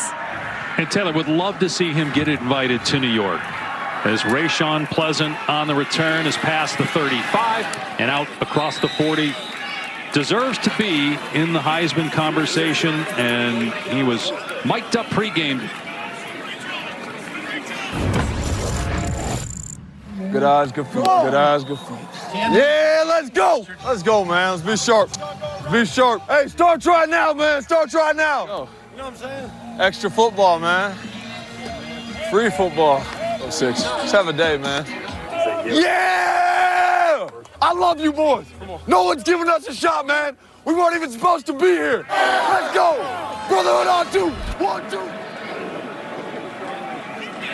2. Nicknamed Captain America by his teammates. Mekhi Hughes wrestled to the ground for a loss of 1 on the play. Daly played for his dad, who's a football coach in high school, both his grandpa's coaches. Taylor just mentioned one of them. And also his mom, basketball and track coach. But his branch detail is infantry, and so he will be serving his country before getting an opportunity to do what he wants to eventually, which is coach football, as Mensah gets to the 45, bringing up a critical 3rd down. Love that story. The cool head, hot heart, the tattoo. We talked to him about that yesterday. Reminded myself, I used to have a little bit of a hot head, believe it or not, whenever I was younger, and it's a great message and a great reminder. And he's able to have that emotion, have that energy, but keep his emotions in check when he needs to. He's done a great job leading this football team. And now for Tulane, again, with being down 21, you don't know how many possessions you're going to get because they can't stop Army. This is a must.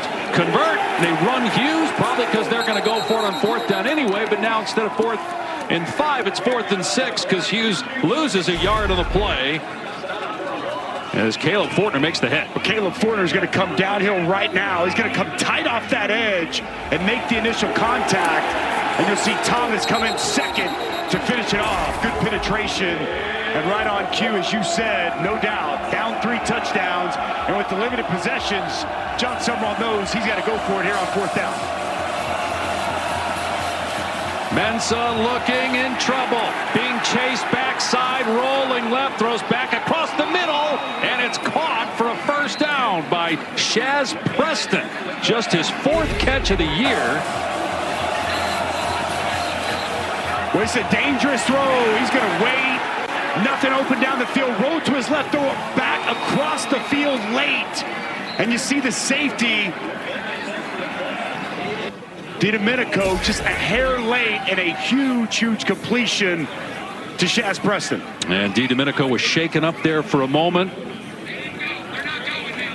So a timeout called. We've got another injury as well on the other side of the field. We'll clean all that up when we come back. Want to see this week's top 25? Just tell Siri, show me the college football rankings. All right, Siri, this week's college football playoff rankings brought to you by AT&T. Obviously a ton at stake this weekend. Texas, Georgia, SEC championship tomorrow, ABC. I cannot wait for all these matchups. Going to be fantastic. But you mentioned the SEC championship game. I think Texas gets revenge in this one. I like Georgia in the opener, but right now Texas just playing better football than Georgia. Texas, the better defense and the better offensive line. That's what Georgia was doing when they were winning national championships. Feels like Sark's got a squad right now that can win a national championship. It should be fun in Atlanta. I think Texas wins the SEC in their first year, similar to what Army's trying to pull off here tonight. Georgia still gets in, though, as an at-large. Yes, Georgia will be in. Question is home or road game. I expect there'll be a home team. Penalty flags down.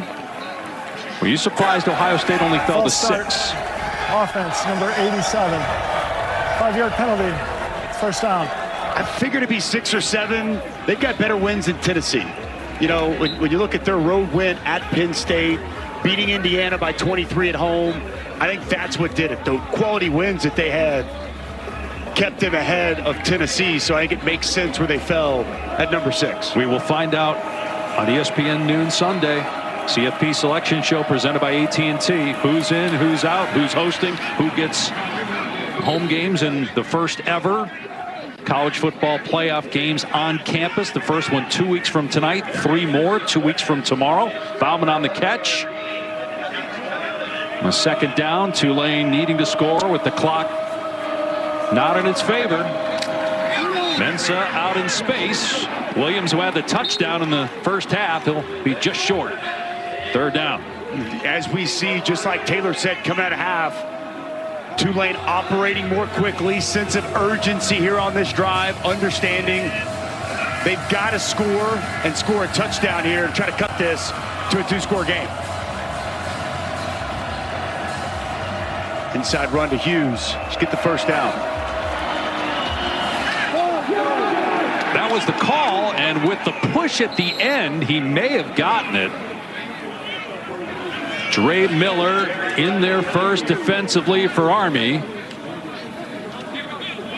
They spot the ball, and it's a first down. What's good effort at the end. He was stymied right there at the line of scrimmage, but the extra effort, keeping the legs moving and leaning forward, moves the chains.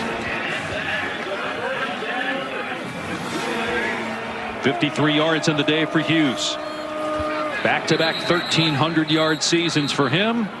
And a timeout by Army to get settled down defensively. Back to West Point in a moment. The home team up 28-7.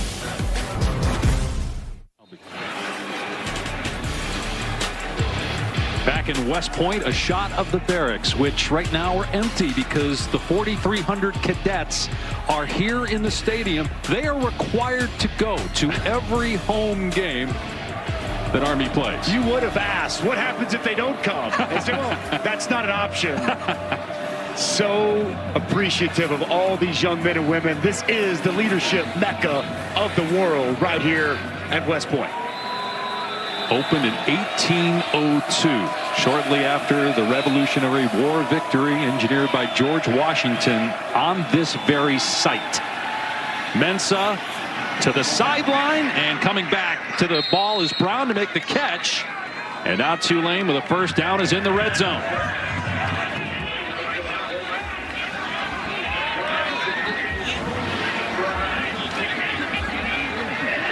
A good route there by Keith Brown, shutting it down, working back to the football. Good timing from Mensah. Must score situation, down 21. Mensah has another completion to the 10-yard line. Fleming lost the ball, and now a late hit. A flag comes down. Fleming got the ball back, but a mistake by Tulane. They've been their own worst enemy when it comes to mistakes today. You think there's something on Army first? It might be on Weaver, where he slammed him to the ground. There was a player for Tulane who came in late. After the play was over, personal foul, unnecessary roughness, offense number 68. It's a 15-yard penalty. The down counts. It's second down. All right, so Josh Remitich with the penalty. Let's bring in our rules expert, Matt Austin. Yeah, I know why the offensive player kind of retaliated. He thought his player got thrown to the ground. He really didn't. He was started to go to the ground, and another player came in and hit him, made it look worse than it was. But he came in and picked the guy off the pile, and you just can't do that. So that's a good call. Matter backs Tulane up now to the 25. Remitich, you know, he's a captain. He's got that nasty, but got to keep your emotions in check on a play like that. Mensah from the pocket delivers to Brown. Got a big chunk of it back. Gain of about 9. Third down coming up. Tulane receivers are doing a good job sitting down in these zone holes. There's holes in the zone coverage that you see from Army. They're finding that space, shutting it down, and Darren Mintz is doing a nice job distributing the football to the open targets of this Tulane receiving corps. Mensah started the year 3rd on the depth chart in preseason camp. He was the scout team quarterback. He worked his way into the starting lineup, and they were in the playoff mix until a loss last week to Memphis. And a carry over to this game tonight. They've really struggled, down 21. On 3rd and 8, Mensah in trouble, being chased, and keeps the ball instead of trying to throw it downfield. Brent Jarena, along with Trey Sophia, run him out of bounds. And it's 4th down. Well, it's good pursuit to the football. Mensah had nobody open down the field. He was trying to get to the edge. But that sideline, really a nice extra defender for Army.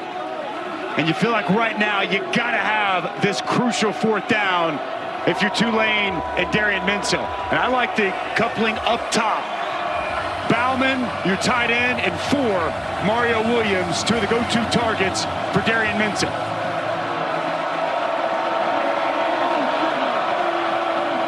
Army brings a blitz. Mensa's pass incomplete.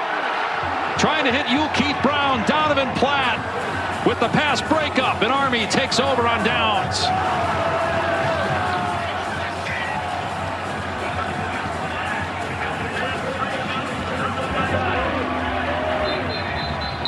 Well, we see Army oftentimes go zone coverage. Nate Woody, defensive coordinator, he mixes it up. It's going to be man-to-man. He's going to jump this route, and it's a great job by Donovan Platt.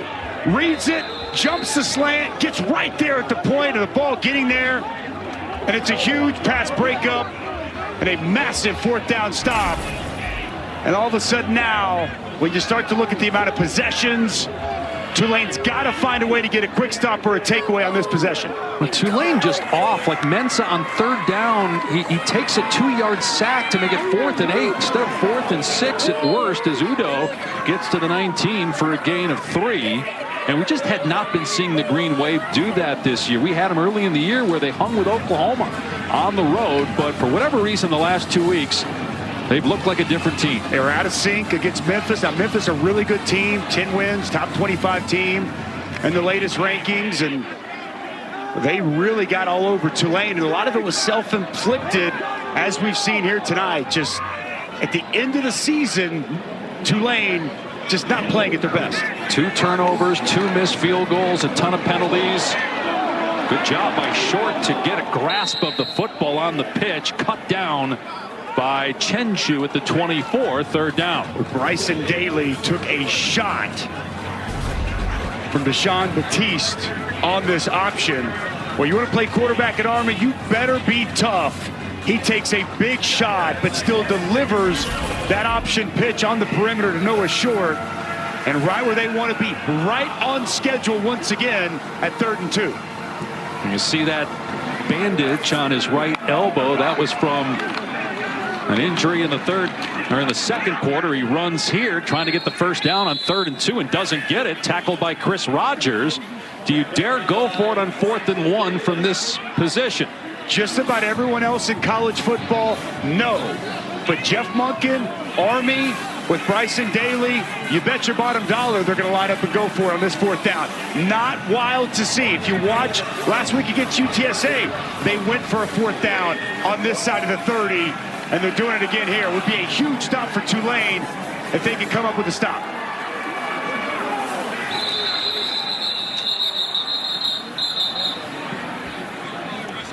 And a timeout. So they are going to review this further to see if he got the first down on that 3rd down run. Has to be indisputable video evidence beyond all doubt. It's going to be really hard to see in the pile whether he got that football over. Didn't look like it live. And we'll see with the review, but it's fascinating when you watch this Army football team and the way they're comprised. You kind of have to throw out a lot of conventional thinking about when they're going to go for it and what they're going to do. I don't think he got to that line to gain, Dave. The only thing is, watch here, he sticks the ball out just a little bit as he's being wrapped up. You can't really see it there, and I don't know if, again, there's enough because you can't fully see the ball to say he got it across.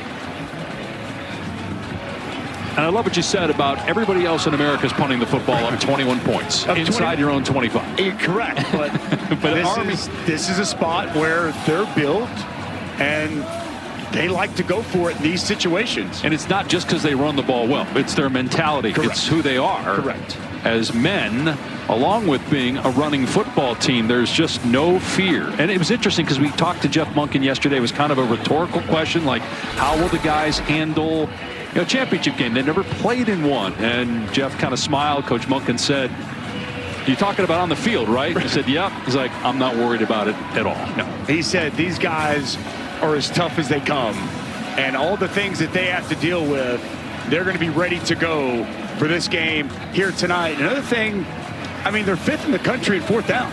I mean, they don't just go for it on 4th down, but they get it at such a high clip. And we'll see if it's even needed as we're still under the hood looking at this play under review. They're trying to get their second 11-win season ever. The other was because of a bowl win. They have a chance After reviewing the play, the ruling on the field stands. It's 4th down. They have a chance to get to 11 wins tonight, and then the 125th Army-Navy game next week in Landover, Maryland. Army's won 2 in a row. Army wins that one. They get the Commander-in-Chief trophy for the 2nd straight year, and that would make it 12 wins if they get this one here. And then you've got the bowl game. So it's been a historic season for Army football, trying to get their first conference champ. They've been an independent since 1890, with the exception of a 7-year stint in Conference USA from 98 to 2004. And under Jeff Monken, they had an 11-win season in 2018, 10 wins in 2017, 4 bowl games. He is the American Conference Coach of the Year again. And we go to the 4th quarter with Army up 28-7. This presentation of the American Athletic Championship on ABC will continue after this message and a word from our ABC. Welcome back here with Army head coach Jeff Monken. Moments ago, you were leading the cadets. What was that like? I'm sorry, I'm a little out of breath from that. That's our team right there, so just get them pumped up for the 4th quarter. What goes into the decision here on 4th down? I think it gives us a much better chance to win the game if we can make this 4th down right here, so sorry, I'm out of breath. I love it, Dave. We'll give it back to you. He's up on the platform, and they realize, oh, wait, I got to do the end of the quarter interview with Taylor, and he races across the field to get to her, and now his team going for it on 4th down and 1 from its own 25, and it's Daly getting the first down past the 30. Well, when we talked with Jeff Monken yesterday, you could tell the passion he has for this job and the duty he feels that he is serving. And I asked him, what is his favorite part about being the head coach here at Army for his 11th season? And he said he does his best to be an example for these players. And he said that he knows that these guys are going to go on to lead soldiers out in the field of battle. And he never served the military. And this, being the head coach and doing what he does here with these players, is his opportunity to serve.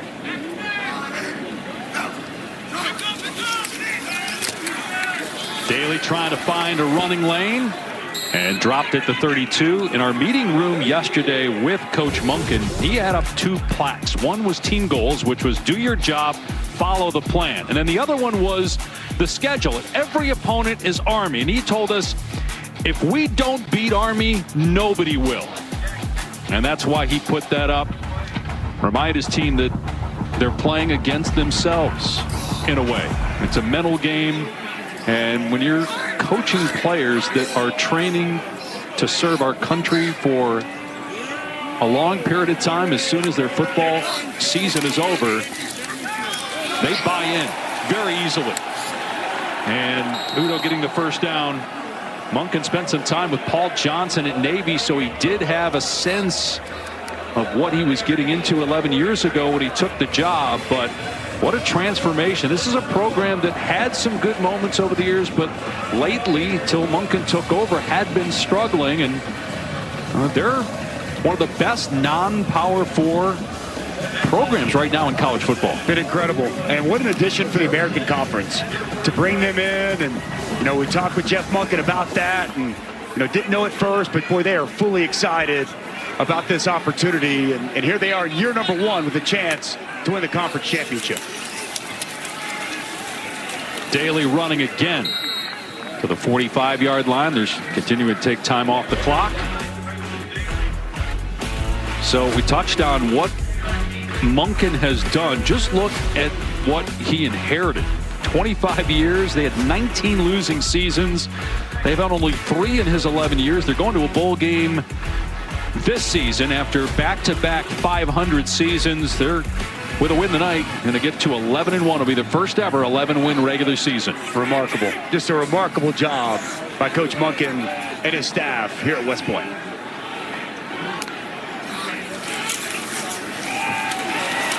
Udo past midfield and all the way to the 37.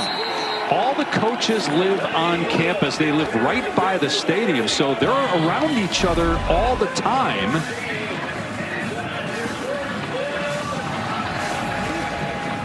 As you watch Udo with the big hole, it's not just what you get at other schools. There are some places like Stanford where you have, on-campus living for the coaches, but this is its own community. I mean, the only way to get in here is with a special pass. You can't just come to an Army game. Clearance. Yes, you have to get clearance. You can't just show up for an Army game.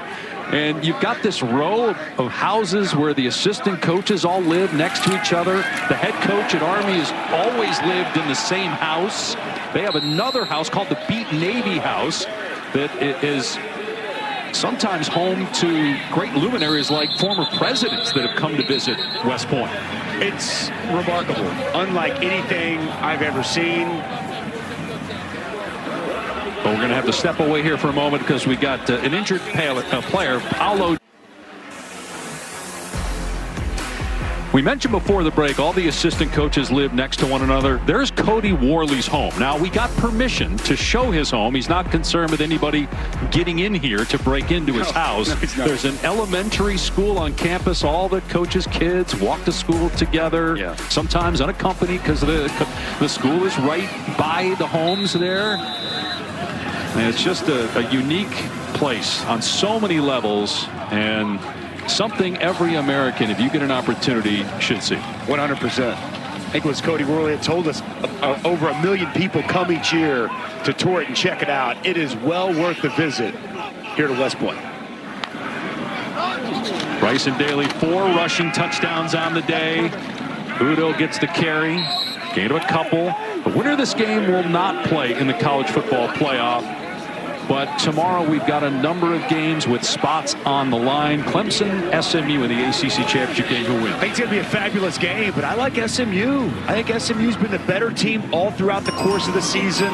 Since they've made that move to Kevin Jennings at quarterback, he has been excellent. By the way, he wasn't the starter when they lost to BYU early on in the season. I actually think the SMU defense is the better of the two defenses. Many people don't know about SMU, but Rhett Lashley's got it going. But you know Dabo's going to have his team ready to play tomorrow in Charlotte. Daly keeping it. And another first down. The day will start with Arizona State, Iowa State in the Big 12 championship. What a year for ASU and Kenny Dillingham, picked last preseason in the Big 12. And here they are, 1 win away from a spot in the college football playoff. Remarkable. And you think about, we've been talking about Jeff Monken, the job he's done. Kenny Dillingham has been phenomenal this season, and what a turnaround. And you're getting in, and I think this is, before the season started, you can see how long of a shot both of these teams were. You can't get any worse than 16th out of 16, and Kenny Dillingham 1 win away from a Big 12 championship and a college football playoff spot, but kind of like Iowa State in that matchup tomorrow at Arlington. Oh, Bryson Daly just taking shots, but continues to hop to his feet. He's one of the toughest players we've seen at any position in college football this year. Unbelievable. I mean, he's taking shots in the option game, just putting his body on the line like he's done all season long. How about that block initially by Rendina? Oh, I mean, what was that? I couldn't tell. Was that spit that went flying? Either that or part of it. Maybe part of the helmet decal. Wow. Some paint came off. Daly everybody got their branch detail on Wednesday night, and he's part of infantry. He's an engineer management major. Udo inside the 10, wrestled down, going to bring up 3rd down and short. And Bryson Daly is remarkable. The season he's having is phenomenal, and I agree with what you said earlier. I would advocate for him getting an invite to New York City. I do think Travis Hunter is going to be your Heisman Trophy winner with what he's done on both sides of the ball. But this offensive line, ladies and gentlemen, tonight, this is an excellent Tulane defensive line. The offensive line of Army has been sensational all year, sensational once again. I think they deserve to win the Joe Moore Award for best offensive line in college football. They've been that good all season, and it's been an exclamation point here tonight. And they're trying to get Daly to the first down marker. Going to be close at the 6-yard line. Again, Daly so far on the day with 26 carries, just 2 passes. It is a first down. It's first and goal. It's the #1 rushing offense in college football. And, you know, this offensive line for Army, just one more note on them. For a while, they were undersized, right? They were smaller. 270, 265, 280, 4 of the 5 are 300 pounds. They're athletic, they're tough, and they block a variety of schemes. And it's why this Army offense is able to have the success that it's had throughout this season. They won their final 4 games last year after a 2-6 start. You could see them building momentum as a team the end of last year. And they're on their way to an 11-1 record heading into Army-Navy next week. You're seeing cadets celebrating.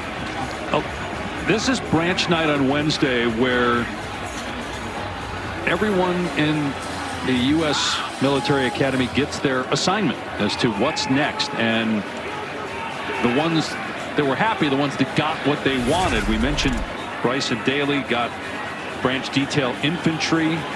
Max DiDomenico we spoke with as well. He wanted field artillery. He got that. Jeff Monken, the head coach, said sometimes he's got to console guys that don't get what they want. That's part of his job as the head football coach. There's a lot of time to talk to these guys when they're disappointed they don't get the assignment they want.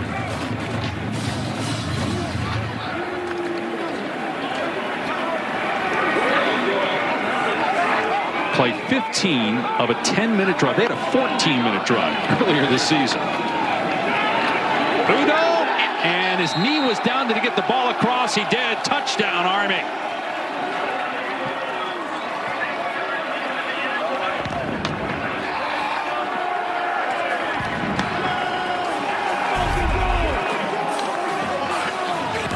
See if he gets in here. Good push once again on the interior of the offensive line. The downhill running of Udo. Where's the knee? Where's the ball? Knee. Well, it's going to be, I think he's going to be just shy of this goal line, Dave. Yeah, it looks like it from that shot there. Yeah. Going to be inside the 1. Knee down, does not look at the ball. It's crossed, broke the front of the plane at the goal line. Well, Bryson Daly maybe gets another chance to tie Ashton Jeanty or surpass him for the season lead in rushing touchdowns nationally. He's at 29 right now. Jeanty's at 29 as well. Jeanty has 1 for Boise, which is beating UNLV 21-0 with a spot in the college football playoff at stake and maybe a bye. Looks like it would be a first-round bye for Boise as one of the 4 highest-ranked conference champs. Well, they're sitting at 10 coming in, and an emphatic win there against UNLV. I can't imagine the Big 12 champion jumping them with Arizona State, Iowa State sitting there at 15-16. After reviewing the play, the ball carrier's knee was down with the ball short of the goal line. It's second down. The game clock will start on my signal. So I agree with you. I think Boise State, that win tonight, once they finish that off, I think that they're going to get a bye. And who knows, if Clemson beats SMU, it could be the 3 seed. Right? There's still a lot left to play, obviously, with so many championship games coming up tomorrow. And then Arizona State or Iowa State then would play on the road as a lower seeded team in the first round on campus. Again, the first round, the 4 games are all on campus. It will be just incredible. 2 weeks from tonight, it all begins. Right here on ESPN ABC. Does Bryson Daly call his own number, or is he going to share, spread the wealth, and let Udo find pay dirt? You know, Udo's the guy that nicknamed him Captain America, so maybe it's an appropriate nickname. Maybe he'll give it to Udo again. He does. Udo over the top. And that time, it counts. Touchdown, Army.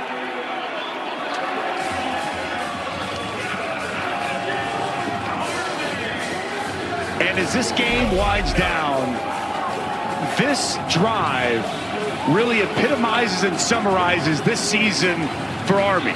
Remember, this started, they went for it inside their own 30 earlier in this possession. It's a 16-play, 84-yard drive, taking up almost 11 minutes of the clock, all on the ground. They lead the country in time of possession. They lead the country in rushing yards. 35-7, the only loss this year against the team that's going to be hosting likely a first-round college football playoff game, Notre Dame. But an 11-1 record in sight, and maybe more. The Cadets loving every minute of it on a chilly night. Incredible Saturday, and then Sunday, obviously, we get ready for the final ranking show of the season, and we get that 12-team playoff set. Rayshawn Pleasant on the return. I think it's tagged at the 20-yard line. Boy, another big hit on special teams. That was Brett Jarena with the hit. Sunday, we got the exclusive reveal of the final college football playoff top 25 rankings. It's at 12 Eastern on ESPN. So, other than SMU Bama, is there any other controversial picks? Do you see any shot of anybody behind Bama? No. An Ole Miss, a South Carolina getting it? I don't. No, I think that's it. That's going to be the drama. And if Clemson is able to beat SMU, which they definitely can, I favor SMU, but would not surprise me off Dabo Swinney won. The debate will rage on. For me, I think SMU deserves to be in, but we'll see what the committee decides. A lot of people think Bama's going to get that spot. Mensa on first down has a completion out to the 35 to Mario Williams. A lot of people like yourself, Dave Pasch, think Alabama should be in. Yes. We discussed that's if SMU loses. I mean, if they win, then Alabama's going to get in anyway. And I don't think there's a debate at that point. We see how that game goes, factors in too.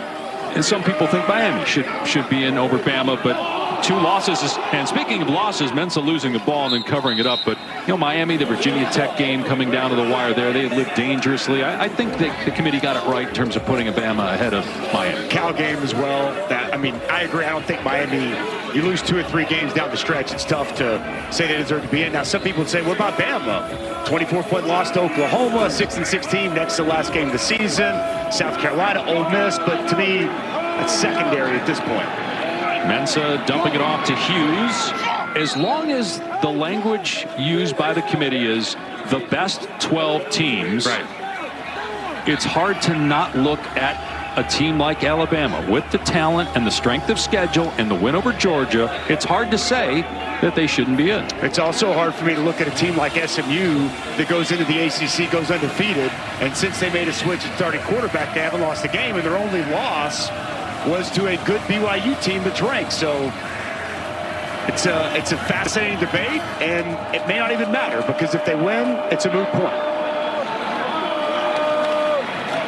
Mensa's pass caught, and Brown down short, maybe by a half yard. It's only the second offensive possession of the half for Tulane. So here are the bubble teams. So you think Miami's done? I think Alabama, those teams, is the only one with a real shot. I mean, I think that there's potentially one spot up for grabs, and that would be if Clemson loses to SMU, Alabama gets in. And if SMU loses to Clemson, let the debates begin. We're 2 people that I think that we've got reasonable minds sometimes, and we look at that and we view it very differently. Meanwhile, they ruled first down. Boy, the spot looked like he was short. Now the officials are having another conversation about it. Maybe I should say I have a reasonable mind. I've been around you too long these last 4 years. After discussion, the line to gain was a 44.5-yard line. The ball is placed at the 44, so it's short. 4th down. So 4th down. And 2 weeks ago, it looked like Tulane was going to be in the college football playoff conversation. But a loss to Memphis, they didn't look good in that game. They have not looked good tonight. John Sumrall's name has been mentioned in several head coaching openings, including North Carolina. We talked with him yesterday about it. He said, I'm not taking calls. Doesn't mean my agent's not taking calls. I will talk to my agent after this game and go from there. He told us he was all in with his players and everything to prepare this team and get ready to go. He's a fabulous coach. 3 years as a head coach. He won 2 conference titles at Troy before he came here. Put Tulane in this situation to make it to a conference championship this season. A bright, bright future, just getting started as a head coach for John Sumrall. And then you have players like Darian Mensa, you would have to think, going to be a hot commodity in the transfer portal. I mean, Makai Hughes, Mensa, I mean, a lot of players, and that's just kind of the wild, wild west that college football currently is, with the transfer portal set to open up on Monday. Almost an interception by Jaden Mays. There's no portal that Army deals with. That's the difference between Army and Navy and Air Force and everybody else. There's no portal, and NIL and player agents are not part of the conversation.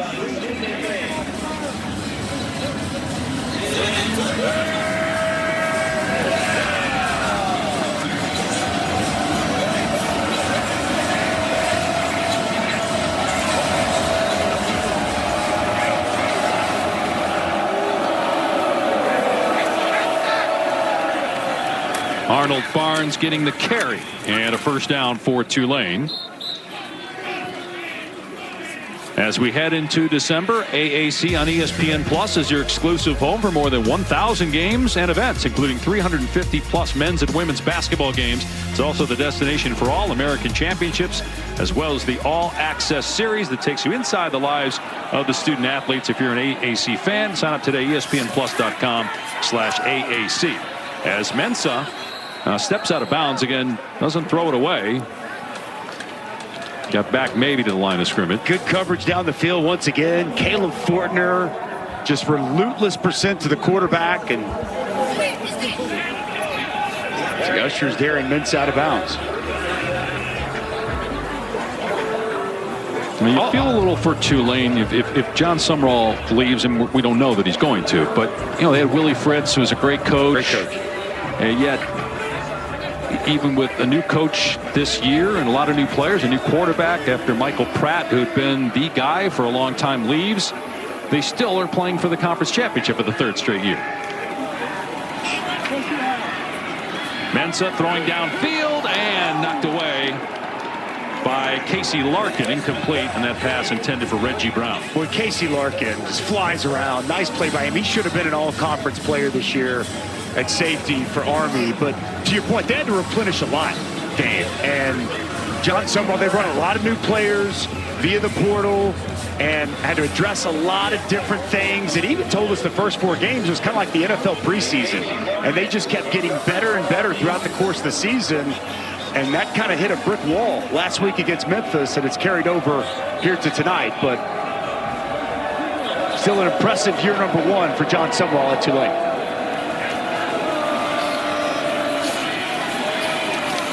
Mensa taking off and got the first down to the 24. Still outside 2 minutes, so the clock continues to run. Even on a first down.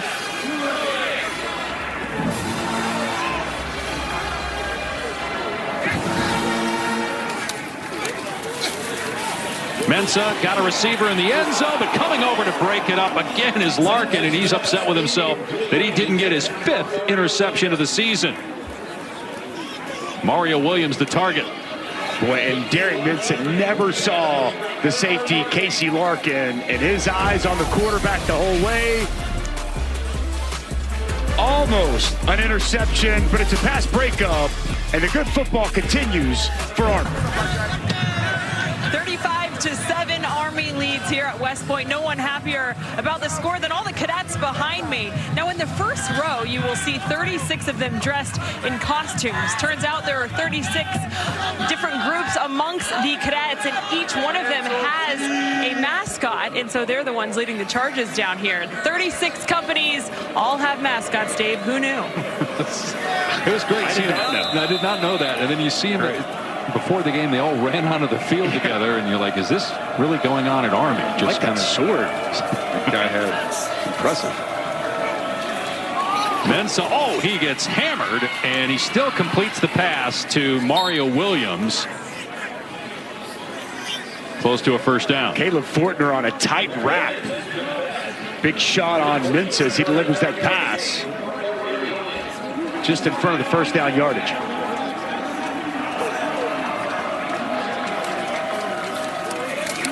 Here's Hughes inside the 10, going to be first and goal, but Army 90 seconds away from its second ever 11-win season and first 11-win regular season, with the 125th playing of the Army-Navy game next week in Landover, Maryland.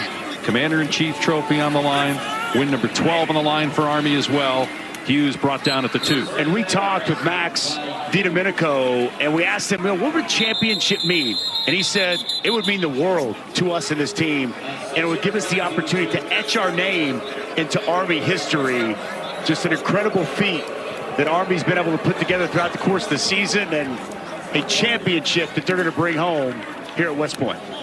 First conference title for Army, and in year 1 here in the American Conference. And 4 rushing touchdowns tonight, tying a championship record. He's got 29, tied with Ashton Jeanty right now for the national lead in rushing touchdowns. And will he be in New York for the Heisman trophies? We take a look at the Nissan Heisman watch. At this point, looks like Travis Hunter is going to win. Ashton Jeanty probably runner-up, but we'll see if Daly's in the mix. What a year for Travis Hunter. Oh, incredible. Absolutely incredible. I mean, I'd be stunned if he isn't the winner. Ashton Jeanty's been sensational as well. Cam Ward's had a great year. Dylan Gabriel, but Bryson Daly's done all year, and the exclamation point here tonight. Be tough to deny it. Mensah on the move, backing up, throws it into the end zone, and it's caught. Wow, what a play by Bauman, making the catch with Jaden Mays right there. It's a touchdown for Tulane with 1:10 to go. Well, it's almost like a power forward that Bauman's going to play here, and he's using his body to box out Jaden Mays, and Mensah just throws it up, and you see the big strong hands and catch radius of Bauman to go up and pluck this ball out of the air. 7th touchdown of the year for the talented tight end. From Red Bank, New Jersey, which is about an hour from West Point. Almost everybody else on the roster for Tulane is from Louisiana or Florida. But Bauman close to home here tonight. Extra point, good. 35-14. All right, what a lineup we have for you on ABC. Championship Saturday, Iowa State, Arizona State, Dr. Pepper Big 12 title game at noon, Georgia, Texas SEC title game, ACC Championship finishes the night, Clemson and SMU. And it all starts with College Game Day from Atlanta, as we will carry Georgia, Texas, the SEC title game, but starts with Reese and Company, 9 Eastern on ESPN. What a day, what a year for Game Day. Coach Saban being a part of that. It's been absolutely tremendous all season. Star-studded lineup tomorrow. I haven't heard you on the Big 12. You live in that Tempe area. We had the Sun Devils and Iowa State this year. Who do you like in that one? Arizona State. It's been just an incredible storybook year, and I think the Sun Devils finish it off with the win tomorrow, and they're in the playoff. Scadaboo's been great. Them losing Jordan Tyson can be tough to overcome. Tulane trying onside kick, recovered by Army, but it just doesn't seem to matter who goes down for Arizona State or who's not available, because they've overcome it all. Their quarterback missed a game. They did lose that game but against Cincinnati, but still, here they are in the Big 12 title game. Remarkable season. Again, I think that game could go either way with Tyson out. I give a slight lean to Iowa State. Boise State right now is still trying to lock up a victory over UNLV to punch their ticket. I know you think that Boise is going to get that bye. Look, I'm not saying necessarily I think that they should, but I think given the fact that they're at 10, UNLV is a top 20 team by the committee. I just don't see how Arizona State or Iowa State will be able to make up the ground. So one more knee for Army. You know what I'm saying? Like, this will be it. Just from a math perspective, it would be. Well, Ward Manuels basically said where you are right now, there's not going to be a lot of movement, except for if obviously you're Clemson and you win your championship, you get in and you get the bye. Again, all more reason to be on the edge of your seat all day tomorrow and Sunday when it's selection time. What a great year it's been with the expansion of the playoff. More games have mattered, more teams have been relevant, and we're just getting started. Home playoff games coming, and what a championship victory here today at West Point for this Army football team. Really puts an exclamation point on one of the best seasons in program history.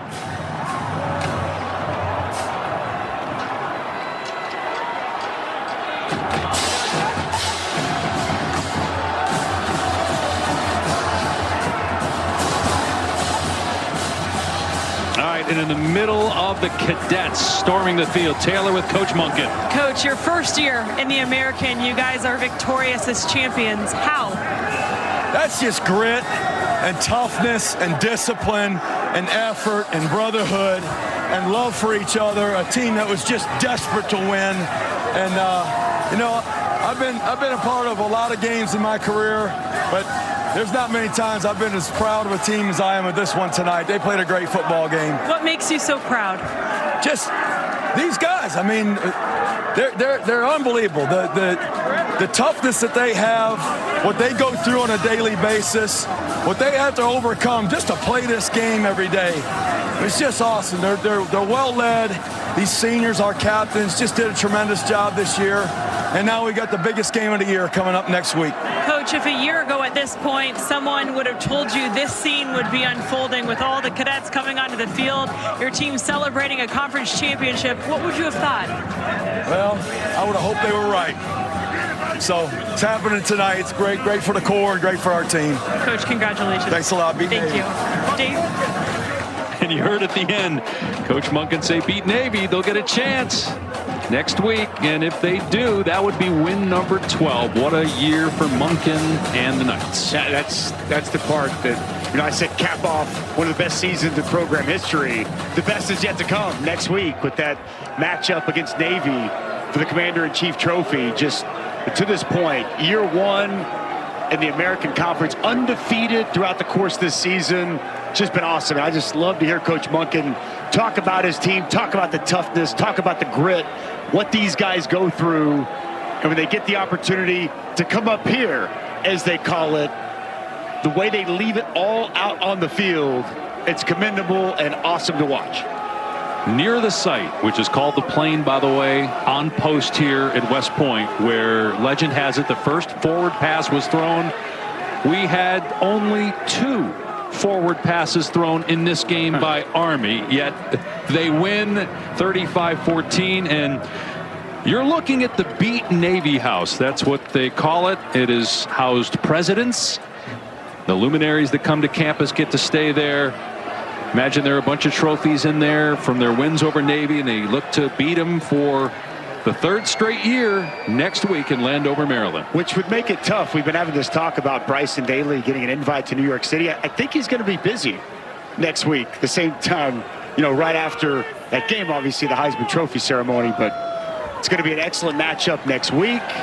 And obviously, as awesome as this win was tonight, that game just holds a special meaning for both of those programs. Going to be awesome. And I love how it just takes center stage, and all the football universe watches and appreciates both the men that participate in that game for both Army and Navy. This has been a bucket list experience for our entire crew to be here this week, to get a tour of the post here at West Point yesterday, to be at Trophy Point.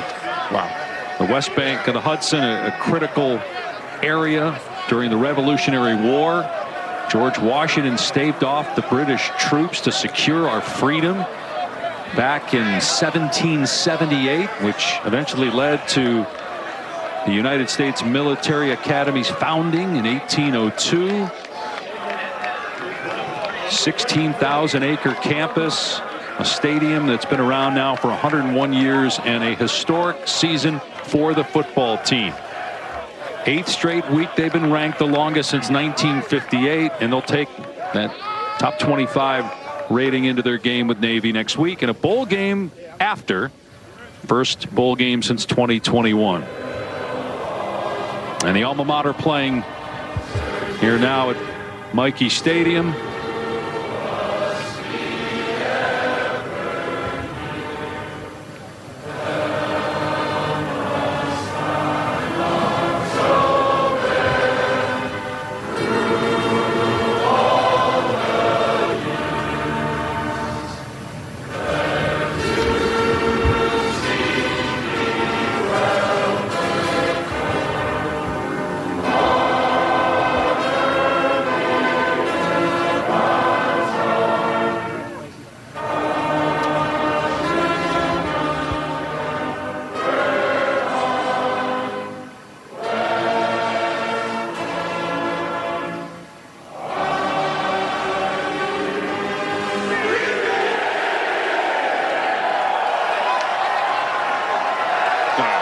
So cool to be here. Awesome. Be a part of that. One of the great sites that we got to visit yesterday was the Cadet Chapel.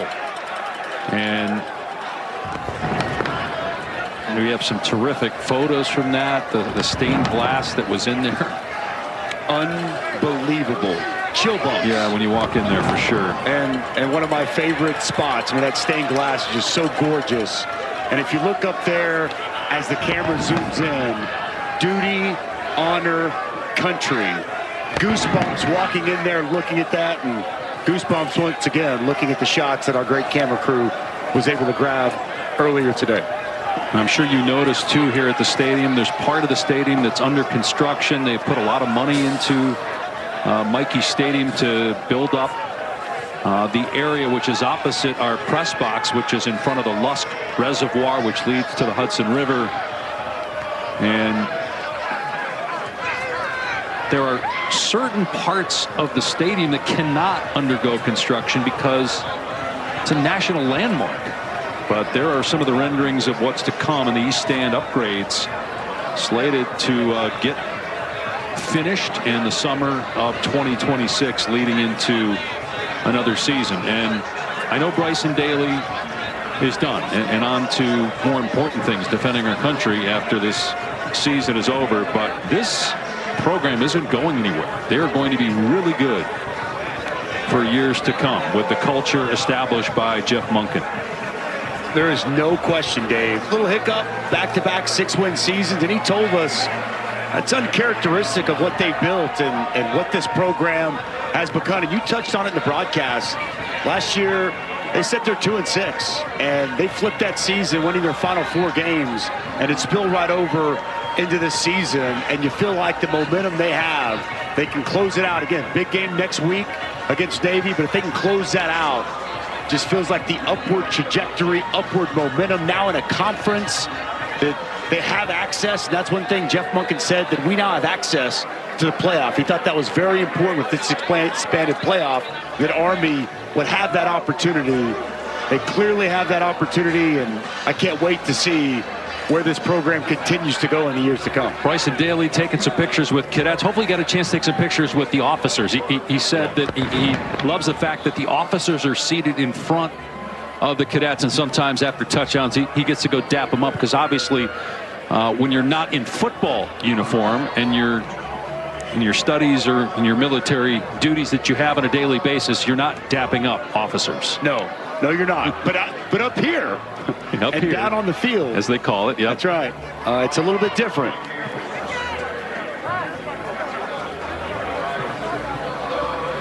And Bryson Daly capping an amazing home campaign with 4 rushing touchdowns, giving him 29, which is tied for the most rushing touchdowns in the country with Boise State's Ashton Jeanty. 126 yards, 4 touchdowns, as you just mentioned, and he was flawless as a passer. 2 for 2, 100% completion percentage, but it's so much more that he adds than just those numbers.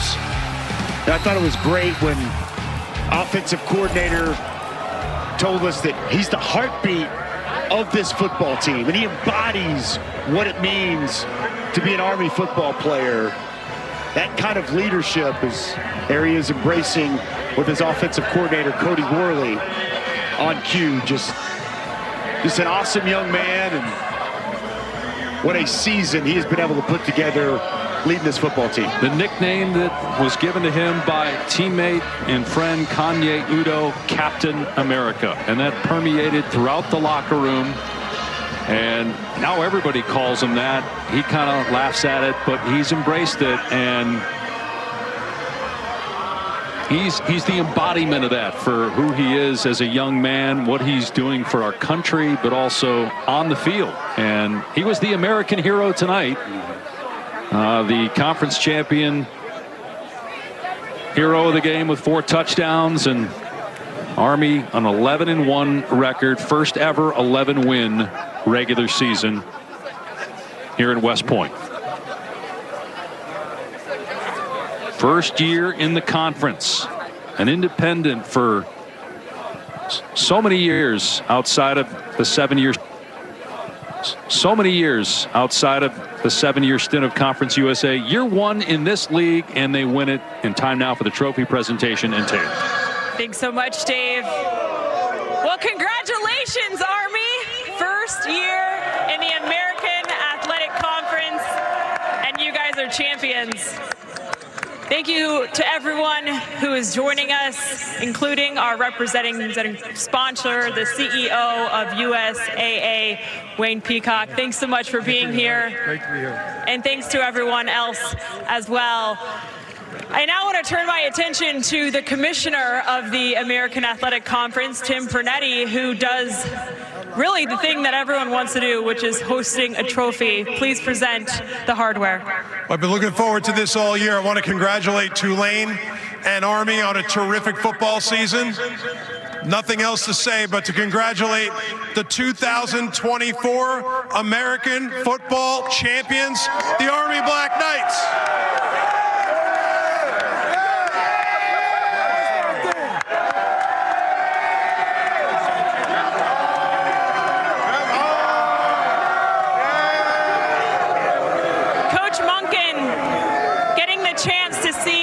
Your captains hoist this trophy. What does this mean for you in the program? Just an incredible moment for Army football and for the United States Military Academy at West Point. This is what a great night. I'm so proud of this team. They played their hearts out. They were determined, and we were just so well led. These captains, this senior class, incredible. So now we got the biggest game of the year coming up in 8 days, and we're looking forward to that. You finish with beat Navy. Describe what this week means to the program leading up to the big game you just mentioned against Navy. The one coming up, 365 days a year, we don't apologize. We get ready to beat Navy. So we got 8 more days. You will not apologize for that. And of course, leading the charge, your quarterback, Bryson Daly, who was phenomenal tonight. What type of leader is he during weeks like this that means so much to your program? He embodies everything that we want this program to be. Toughness, grit, discipline, great leadership. I'm so glad he's on our team. Played a great game tonight and has had a great season. And the Downtown Athletic Club should extend an invitation to him to come to New York next week. I love it. Well, one thing they are extending is the fact that he is the winner of the Mike Oresco Most Outstanding Player in this game.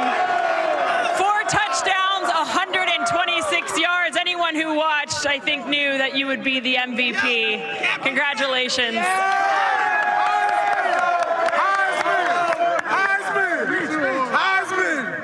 You talked with us yesterday about your journey and why you came to Army. When you think back to being a senior in high school, if somebody would have told you that you would enjoy this moment, what would you have thought? I wouldn't have believed them. Thank God I made that decision as a high schooler. I fell in love with this program when I came on a visit, just because of the guys in the locker room, and that stands true today. I love these guys, love this school, man. Beat Navy.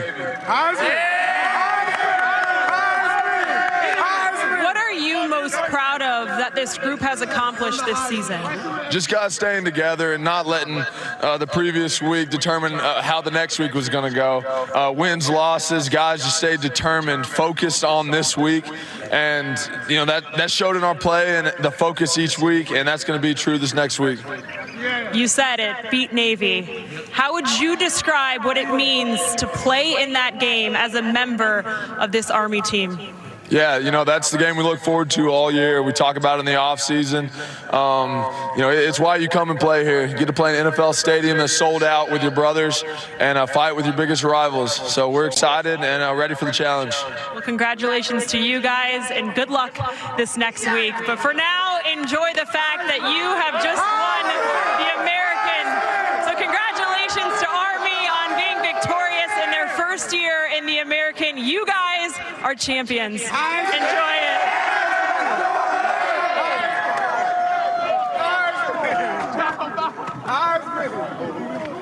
A lot of calls for Bryson from his teammates to get invited and maybe win the Heisman Trophy.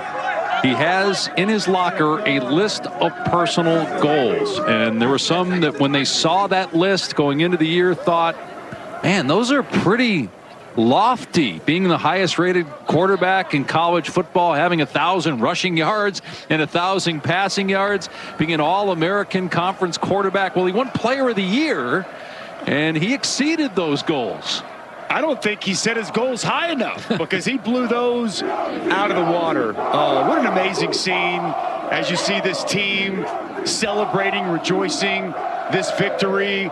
This has been an incredible experience. This is an amazing and special place. I said earlier, and Jeff Monken said it yesterday, this is the Mecca of leadership in our country. They've got a phenomenal 16,000 acre facility, and they've got an incredible football program, and all that was on display for us the last couple of days and on display for the country here tonight. Congratulations to this program. 10-1 and looking to go 11-1 in the 125th Army-Navy game a week from tomorrow in Landover, Maryland. Final score tonight, Army beats Tulane 35-14.